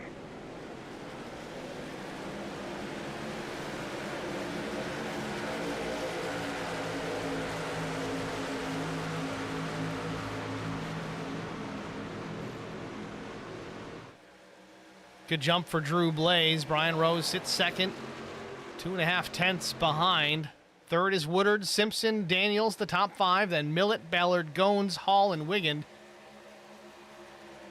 Millett going for the position. He's on the bottom here for 5th. The 42 of Simpson to the outside. Millett to the bottom, closing in fast. Again, fresher tires compared to everybody else, but he has to go now. The way this race has been running, with the cautions that have been coming out, he cannot waste a minute, not one lap. He has to go to the front. Matt Daniels to the outside, the number 5, the Dude Wipes machine. He's about to lose the position as well. It's going to move Millett to P4 if he can get him clear. Meanwhile, up front, we got a change for the lead. Brian Rose takes the top spot. He clears Drew Blaze. This is going to be a battle to the finish. Again, Blaze and Rose within 2 laps of each other as far as tire strategy. Blaze pushing Brian Rose down the back straightaway. Millett now making a move for the 4th, but he may get 3rd out of this as well. The 79, Jarrett Woodard, he's topside. Millett now to the bottom. He's closing in now, coming to 15 laps to go. Millett wants 3rd. Rose has the lead. Drew Blaze is 2nd. Jarrett Woodard hanging tough on the high side, just ran a really good lap. 39.99 was his best. 3 wide for the second spot. Woodard to the outside, Blaze in the middle. Millett was on the bottom. He checks up. He gets in behind the 1. Now Bobby Hall Jr. in the 94. He's going to join the mix as well. Where did Bobby come from? 3 wide for the position. Bobby Hall Jr. looks like he pit at lap 78. Maybe he still had a set of tires on pit lane because he's got some serious pace. We're 3 wide here. Hall Jr. down on the bottom. Millett tucking in behind Blaze. Rose still with the lead. You'd think we're at Talladega with 2 laps to go. No, we're at Michigan with 14 to go. There's no way they can keep this up. 3 wide off of 2. Contact with Woodard. Woodard crosses down. He makes contact with Millett again. Caution on the speedway. Millett got a small piece of that. I think he's going to be okay, but big impact it looked like for Jarrett Woodard. He's already checked out into the pit lane. Let's take a look at the replay. Watch it one more time. Back it up and slow it down. They were 3 wide off turn number 2.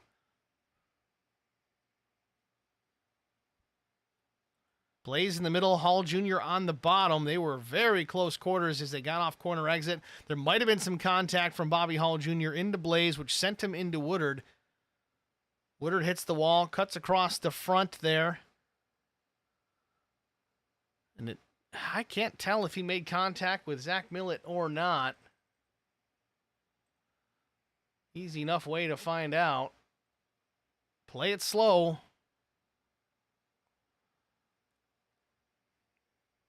This is all going to happen to the left of your screen, off turn 2.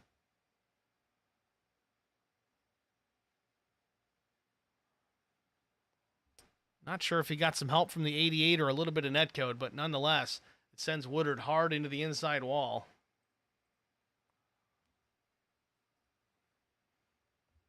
Oh, big hit. Backed it in.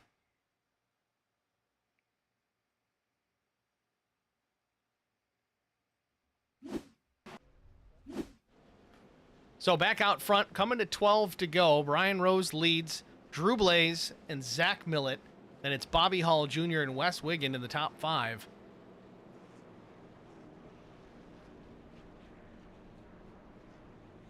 Looks like we're going to have a 10-lap shootout when we go back to the green flag.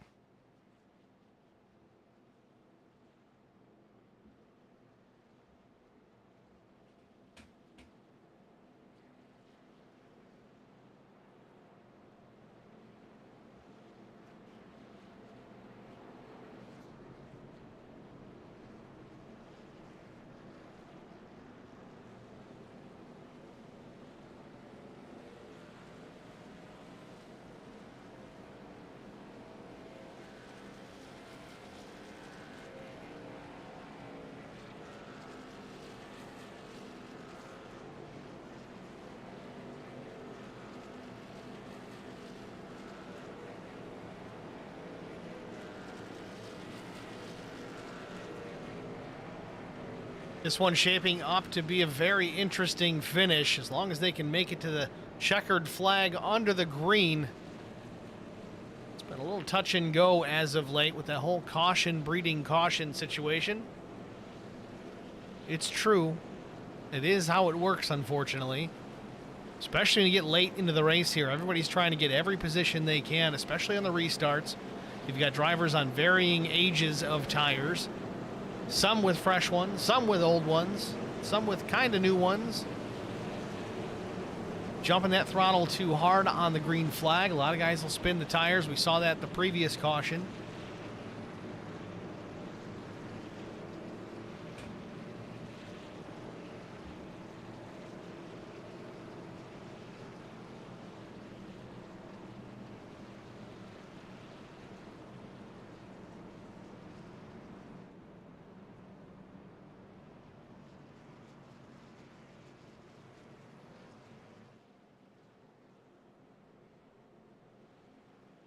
Pace car lights are off, so we are again on the 1 to go. It's our 8th caution of the afternoon. Not typical in the LSR Truck Series.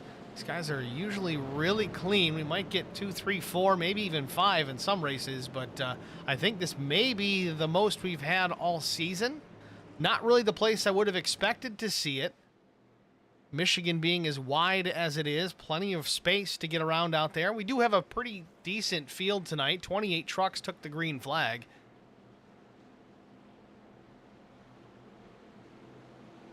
But we digress. It's going to be 10 to go when we get the green flag. Hopefully we can make this one to the finish without any more interruption. But if they get back to racing the way that they were, I just don't know if it's going to happen, because they were very aggressive there with 15 to go, and of course it resulted in this caution. Don't know if there's any damage on the Drew Blaze machine. I know there was some minor contact with Bobby Hall Jr. and Woodard in that caution. Pace car is down, though, going back to the green flag. Green flag.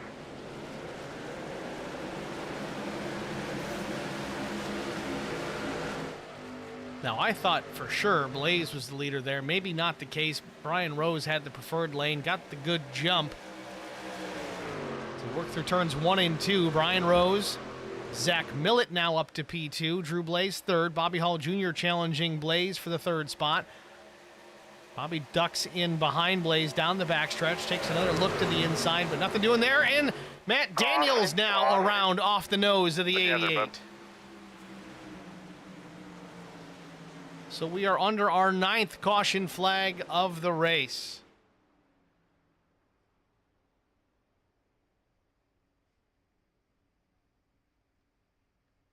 It was off the nose of the 88 of West Weekend. Let's go back and take a look.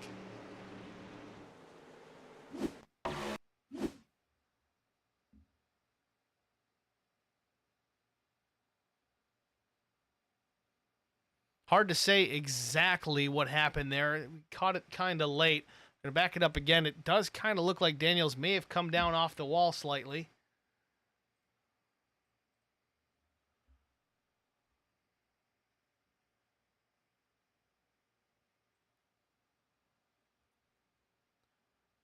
See if the aerial coverage can give us a better view of it. Again, this is off turn number 2. They come together on the back stretch, and the 5 goes for the ride.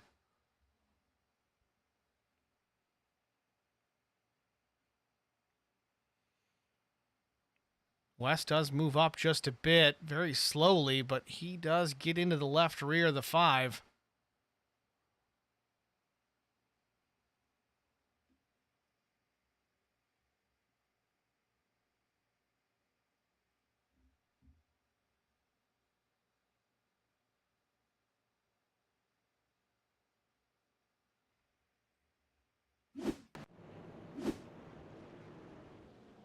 So here we are. We have now 8 laps to go. Pace car lights are still on, so at least another time around before we get the 1 to go. So we are looking now at a 6-lap shootout to the finish. Again, we have to keep from bringing out the yellow every 2 laps in order to have that 6-lap shootout. My other concern is we do have the opportunity for 2 green-white checkered finishes. So keep in mind, the leaders need to take the white flag for that to be negated. Once the drivers take the white flag, there will be no green-white checkered. That would be the final lap of the race. No matter what happens behind the leaders, if there's a wreck, caution will not come out. They will go all the way back around.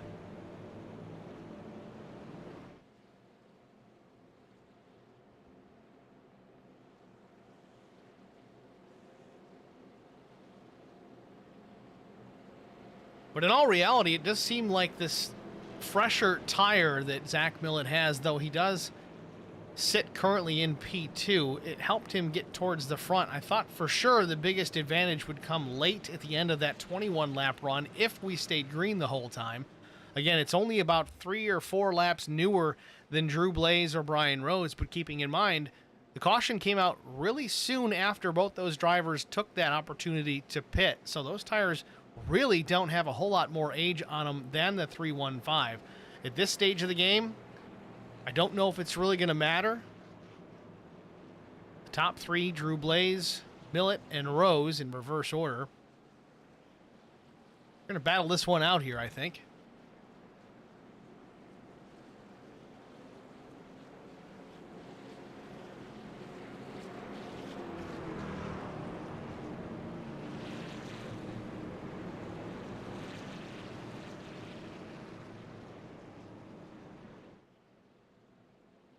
So there you have it. Pace car lights are off, so we are on the one to go once again. 6 laps to go when we get the green flag.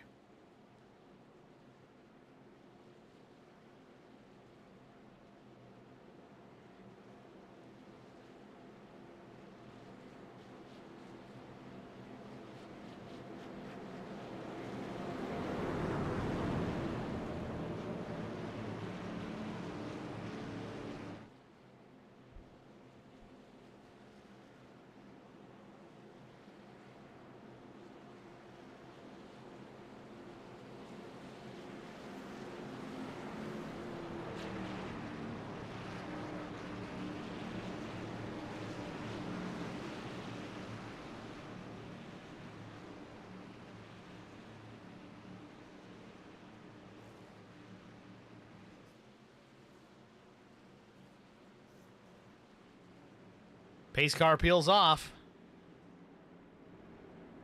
Ugly restart. What's going on in the back of the pack? Got drivers jumping down to the apron already. We haven't even fired. Green flag waves. Contact with Drew Blaze and Bobby Hall Jr. They're wrecking once again. All right, buddy, you had a couple laps by yourself there. How'd it feel? Drew Blaze down in the infield grass. Contact with Bobby Hall Jr. coming to green. That whole restart looked like a disaster.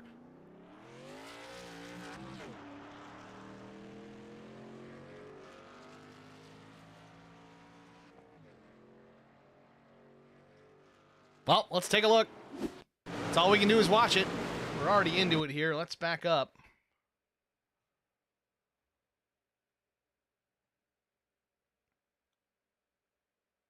Of course, the drone is not in position here, so we're going to have to change it up. So Drew Blaze there in row 2 on the inside. He gets a good jump. Rose spins the tires a little bit, so Drew's going to get to the back of the 89 pretty hard here. I don't know if that crosses up the one. It seems like it might have, or if Drew tried to go up, but Bobby Hall Jr. was there. Of course, they make contact, come into the stripe. Blaze is going to be sideways in front of the field. Chris Goins gets a small piece, tried to check up, but Sisler pushed him through.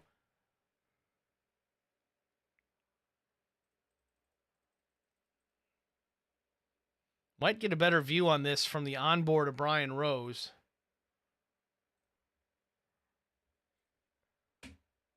Again, coming to green. On the right side roll bar on the number 89 track bar Media F-150. Bobby Hall Jr., the green truck up top. Directly behind Brian is Drew Blaze.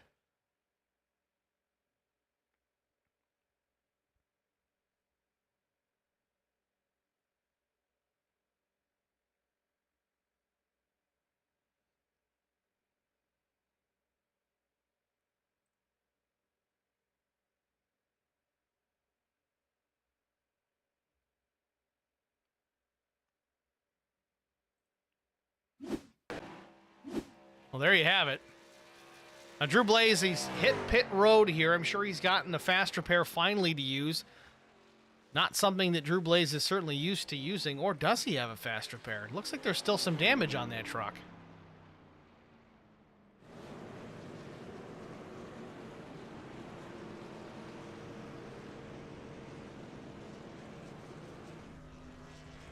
That or he just hasn't gotten the opportunity to get to his pit box just yet. Typically would have expected to see him by now.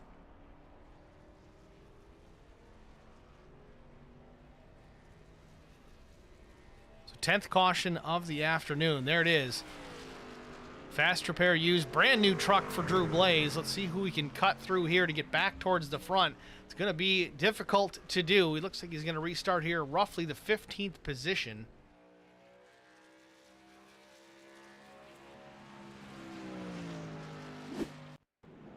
And watching the restart once again. Front lane goes, but either Brian missed the shift or spun the tires, and it checks up everybody. then Blaze gets into Bobby Hall Jr., and that's the results from there. Drew does a good job keeping it off the inside wall.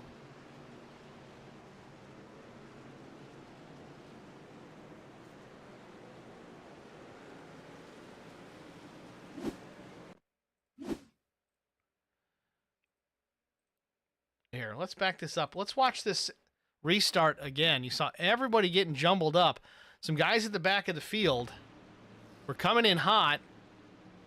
The front half of the field was at pace speed. You see them getting tighter and tighter at the back of the field. Contact was made. Maybe guys spinning tires trying to jump the start, trying to time it.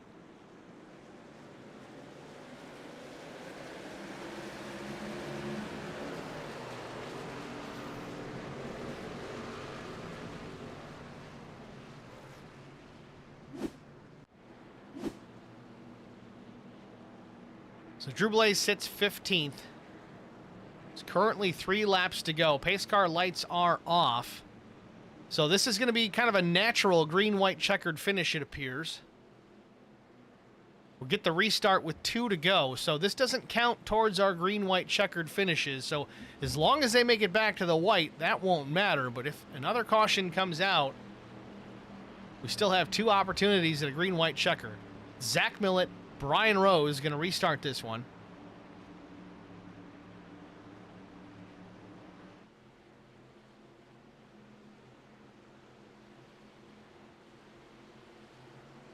Green flag.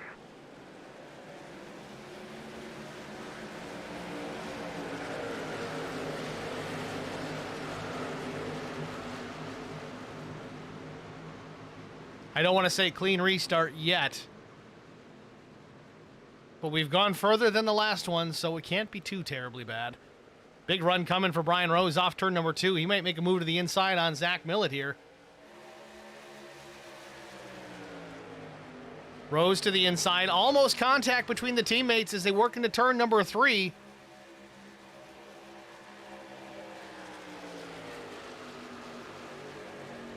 Field working off turn number 4 here. White flag is in the air.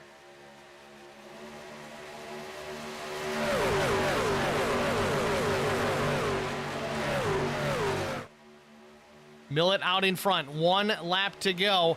Wes Wiggin coming there on the bottom there, the number 88 truck. He's got a run on the low side. He slides up the racetrack. Almost contact with Zach Millett off turn number 2. Tucks back in behind. Not enough to make the pass. Brian Rose still with the top spot. Millett second. Wiggin third. 4th place is PJ Cox, and Sean Roberts a ways back in 5th. Through turns 3 and 4 for the final time. Brian Rose out in front. Can Millett make the pass? Does he have anything for him? As they come to the stripe, checkered flag waves. Brian Rose wins it. Zach Millett is second. Third goes to Wes Wiggin. PJ Cox 4th, and Sean Roberts finishes in the 5th position.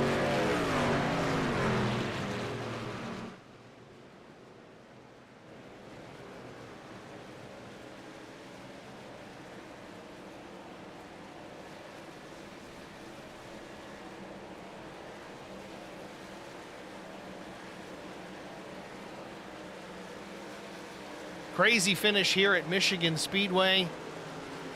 We had 21 laps potentially to go to green all the way to the end, but a bunch of cautions came out. We had a natural green-white checker to settle it here at Michigan.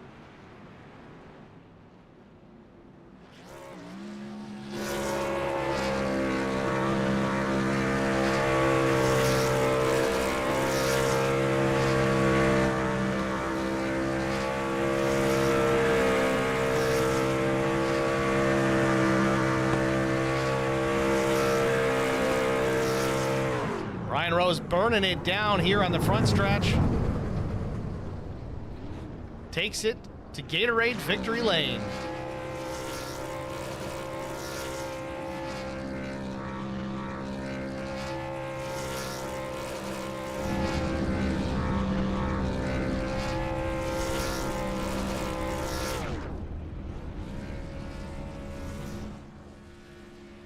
We're going to step aside, get our last break out of the way. We'll be back with our top 3 finishers after this.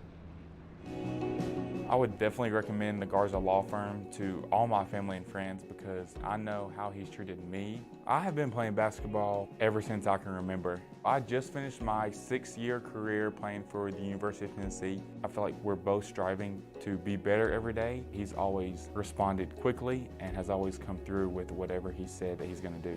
The Garza Law Firm is definitely somebody you want on your team. The Garza Law Firm. Let us help.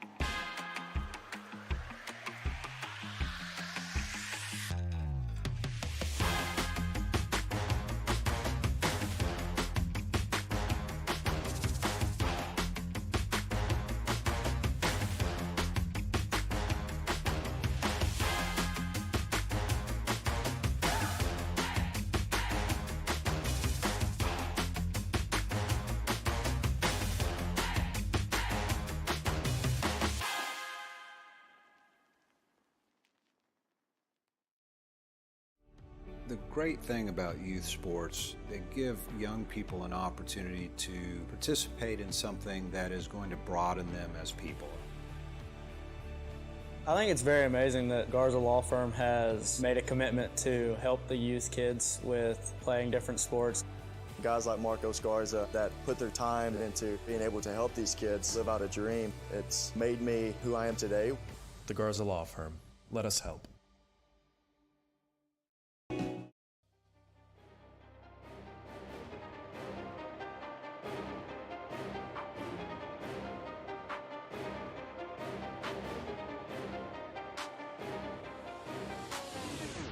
Welcome back, ladies and gentlemen, to Michigan International Speedway, the virtual MIS in Brooklyn, Michigan. The Tristan I Need a Paint 100 is in the books. Brian Rose, your winner. Let's see if we can pull Brian up into the broadcast booth and get a word with our winner. Brian, it's Steve in the booth. You got a copy? Yeah, I'm here, Steve. Well, first and foremost, congratulations on the victory here at Michigan. You and teammate Zach Millett definitely had some fast trucks out there tonight.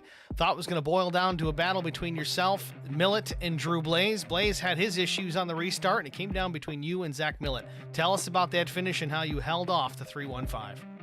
Well, first of all, I just got to apologize for everyone who got held up in that last restart. That was my fault. I spun the tires and stacked everybody up. Ended up getting Zach a penalty, so he lost P2. But, you know, the race, we did have fast trucks just like last week. Me, Zach, and Blaze were out front, and we got stuck on some bad pit calls last week, and we said we wasn't going to do that this week. Ended up pit strategy, fuel strategy played out in our favor with all the cautions. It was hard not to. But yeah, and, you know, we were running good, trying to run away from the field there when he was behind me. He just hit me not quite square, I guess. I mean, no different than practice, but truck didn't like it and clipped the wall. So that sucked, but at least we was able to come back to the front. Definitely didn't hurt you throughout the long run. The truck wasn't too terribly damaged. I know you still had a fast repair that you were able to use and kind of get back in this thing. Of course, you sit here in victory lane here at the front stretch, so all in all, a good afternoon for you. Was there any strategies between you and the teammates coming into tonight, or was it just kind of every man for himself, or work with each other when you can? I mean, what was the game plan? Well, I had to come from the field, poor qualifying effort on my part. That was all my fault. But yeah, once we get to the front right there and Zach's out there leading and I can get behind him on older tires, I'm not really looking to pass, just kind of trying to break away and get some clean air for, away from the pack behind me. That was really the only strategy that we had, was just not work against each other. Not really work with each other, but not work against each other. You always got to keep an eye out for where that 315 and the one truck is, because they're going to be somewhere close. Wherever you're at, if you're up front, they're going to be there breathing down your neck, and it's go time. But, we've got this Track Bar Media truck up front, put on a pretty good show. Hate there were so many cautions, but thanks to Eric Dotson, State Farm, Hollow Boys Racing TV, LSR, all these guys, this is a pretty good league. Yep.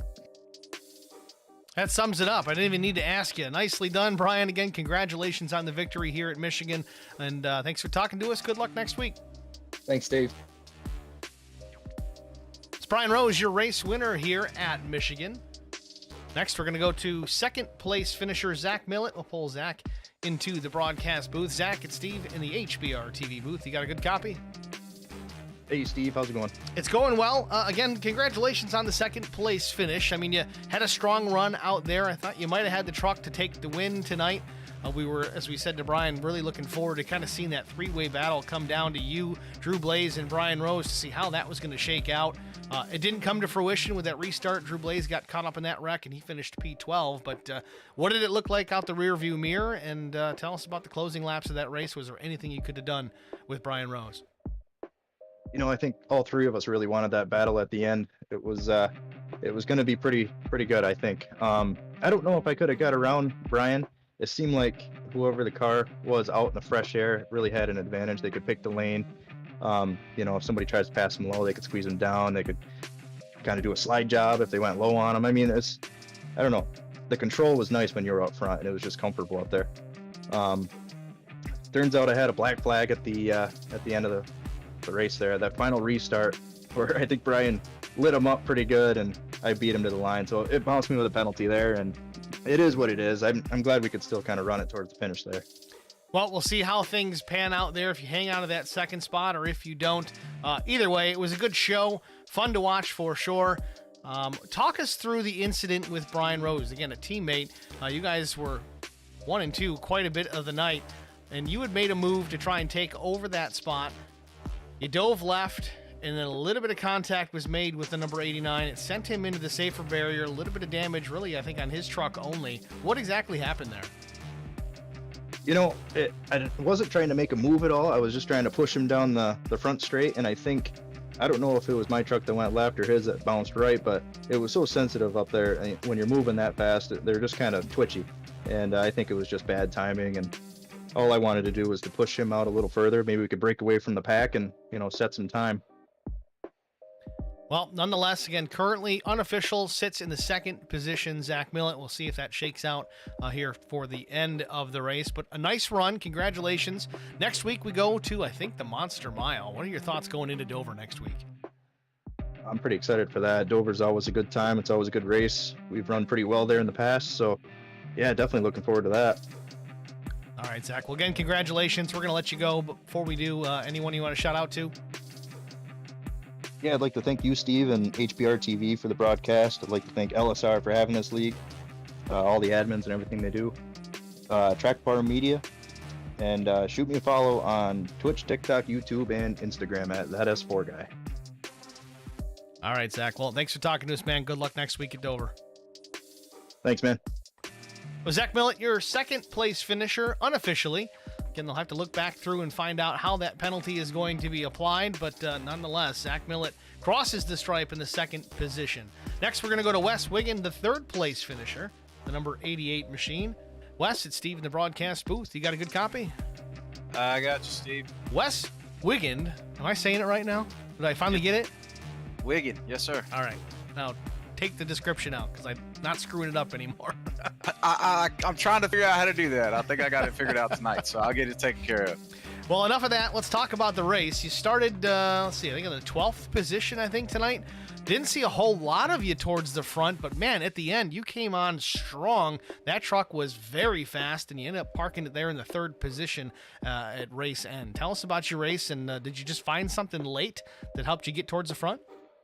Man, I was saving tires. I didn't take tires really until lap 60, I think. So I was just trying to keep the best tires under me as I could, and then when we came down for pits, I got good tires and was able to come back up through there. So that caution that I was in toward the back or toward the end, I think that was a racing deal.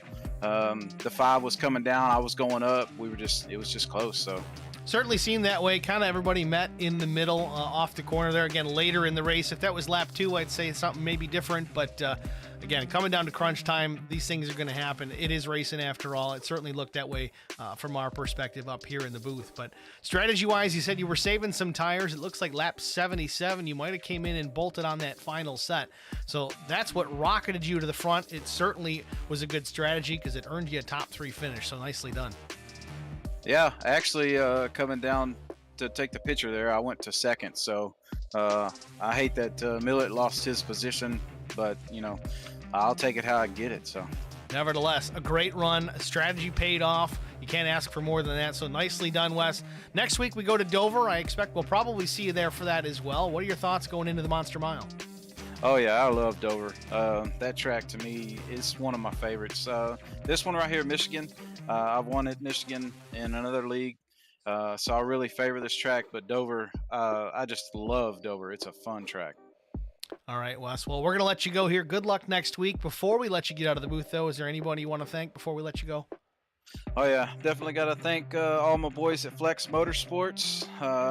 I got to thank you guys for doing the broadcast, Lonestar for putting the league on, Earl Shop, RS Button Boxes, Burrs Racing Graphics, Huffman Design, Kinder Performance, and Bluegrass Truck Series. Those guys helped me a lot too, so big thanks to everybody. Wes Wiggin comes in. Wiggin. Oh, I messed it up already. Comes in here prepared with the sponsors. Nicely done, sir. Again, congratulations. Thanks for chatting with us, man. We'll talk to you next week. Thanks, man. Wes Wiggin, you're, I think, now a 2nd place finisher. I'm not 100% sure how Zach Millett is going to cycle through here, but let's take a look at least at our unofficial race results before we get out of here. Brian Rose, your race winner. It does look like Wes Wiggins going to jump into that 2nd spot. I don't know if we can get PJ Cox in here, if it's too late or otherwise. Give me a moment. Let's see if he is in the other channel. He is. I'm going to send him a quick message here while we're in the chat, trying to do this all at once. Create invite. Difficulty of being a single broadcaster here is you just kind of have to wing it sometimes. We sent him that notification, but it looks like PJ Cox is officially your 3rd place finisher. Sean Roberts was 4th. Matt Sisler finished in the 5th position. 6th position was Matt Daniels. 7th, Kevin Grettenberger. 8th was Jeffrey Simpson. Dave Ballard was 9th. Bill Mulfeld finished 10th. Drew Blaze, 11th place, moves up a spot. Tough break for him late, but Britt Osborne was 12th. Jesse Redding, 13th. Bobby Hall Jr. finished in the 14th position. Bill Martin finished in the 15th spot. Zach Millett credited 16th. First car, 1 lap down. Such a shame. Tough break there. Getting the black flag there on that final restart for beating the leader to the line. Ken Couch was 17th. Cody Anderson finished in the 18th position. Thomas Hall was 19th. 20th went to Dan Worthington. Chris Goins was 21st. Michael Cole, 23rd. Mike Fahey, 23rd. I think I said that twice. Jarrett Woodard was 24th. Vincent Short, 25th. Chad Martin, 26th. Keaton Burnett, tough break, 27th. Kevin Hayes was 28th. That is your appearing to be unofficial race results. It looks like the system did correct again with the penalty. It's going to put Zach Millett at the rear of the field. I think it was 16th, 1 lap down. Again, still trying to get PJ Cox up into the broadcast booth. It looks like he is available on one other side. Let me see if I can make it work a different way here. Stay with us just a moment.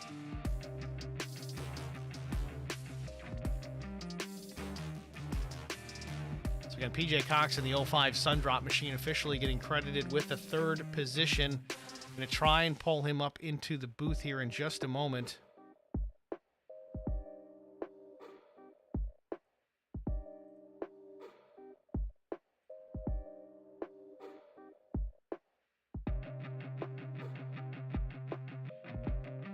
PJ Cox, it's Steve in the HBR TV broadcast booth. You got a copy? Yeah, how's it going, man? PJ Cox, just looking at the race results here, and it looks like through a penalty to Zach Millett, you will be credited with the 3rd position in tonight's race. Tell us about your race. I know you probably didn't expect you here with a 4th place finish, but a top 3 gets you the interview, so tell us about it. Well, we got in a little bit of trouble early. I kind of just settled in there, got inside the top 10, just kind of tried to stay out of any more trouble. It got a little messy there for a little bit, but it worked out in the end. Final pit stop. It shows lap 101. That doesn't make a whole lot of sense, but did you have any tires late to help you propel that truck towards the front? I did. I actually stopped a little sooner. I took that first set a little sooner than I planned, and I had to stretch them out. But with all the cautions, it kind of worked out, so we got kind of lucky tonight on that. Luck definitely occurring, but you still had to be in position to get that extra position at the end of the race. Again, with Zach Millett getting the penalty, you take the 3rd spot, put that Sundrop Silverado into the top 3. Next week, we roll into Dover, Delaware. You have any thoughts before we get into Dover? Dover, it's kind of the same deal. It's a fast track. It's really tight. We'll just see how it shakes out, I guess. Got to stay out of trouble. All right, PJ. Well, again, congratulations on now your 3rd place finish. We'll let you get out of here. Is there anyone you want to shout out to before we do? Awesome, man. We appreciate you guys. Lonestar, you guys putting this on. It's probably one of the better leagues you'll race. Good competition. And that's pretty much it, man. We'll see you next week. All right, PJ. Thanks for talking to us, man. Have a good one. Thanks, man. All right, PJ Cox. I took some working around here, but we got him up here into the booth. Again, a big congratulations to PJ for getting into that top 3. Tough break for Zach Millett, dropping down to the 16th position. So again, that wraps it up here. We talked about our race results, gave you that information. That's all said and done. I got to thank all you guys. This was a good one tonight. We had as many as, I think, 26, 27, I think 28 viewers all at one point. This was a good one tonight. Again, thanks to Keaton Burnett drumming up some likes for us tonight in the chat, in the stream. Always appreciate that. But again, it does make a difference, guys. Please like, follow, share, and subscribe, especially if you're tuning in to watch this for any length of time. It helps us. The likes, it helps push this to kind of a wider audience, to people that may not be, I didn't know HBR TV. What are those guys? It does help. So do the likes, do the shares, do the follows, turn on the notifications. That's important too, because if we've got a live stream going up, maybe you forgot about it, you get the notification and you don't miss it. So it's a win-win for everybody involved. I get the viewer, you don't miss the race, everybody's happy. Thanks for watching, everybody. Join us next week at Dover for the Monster Mile here. That's going to be a good one as well. Really looking forward to it. Thanks, guys. Have a good night.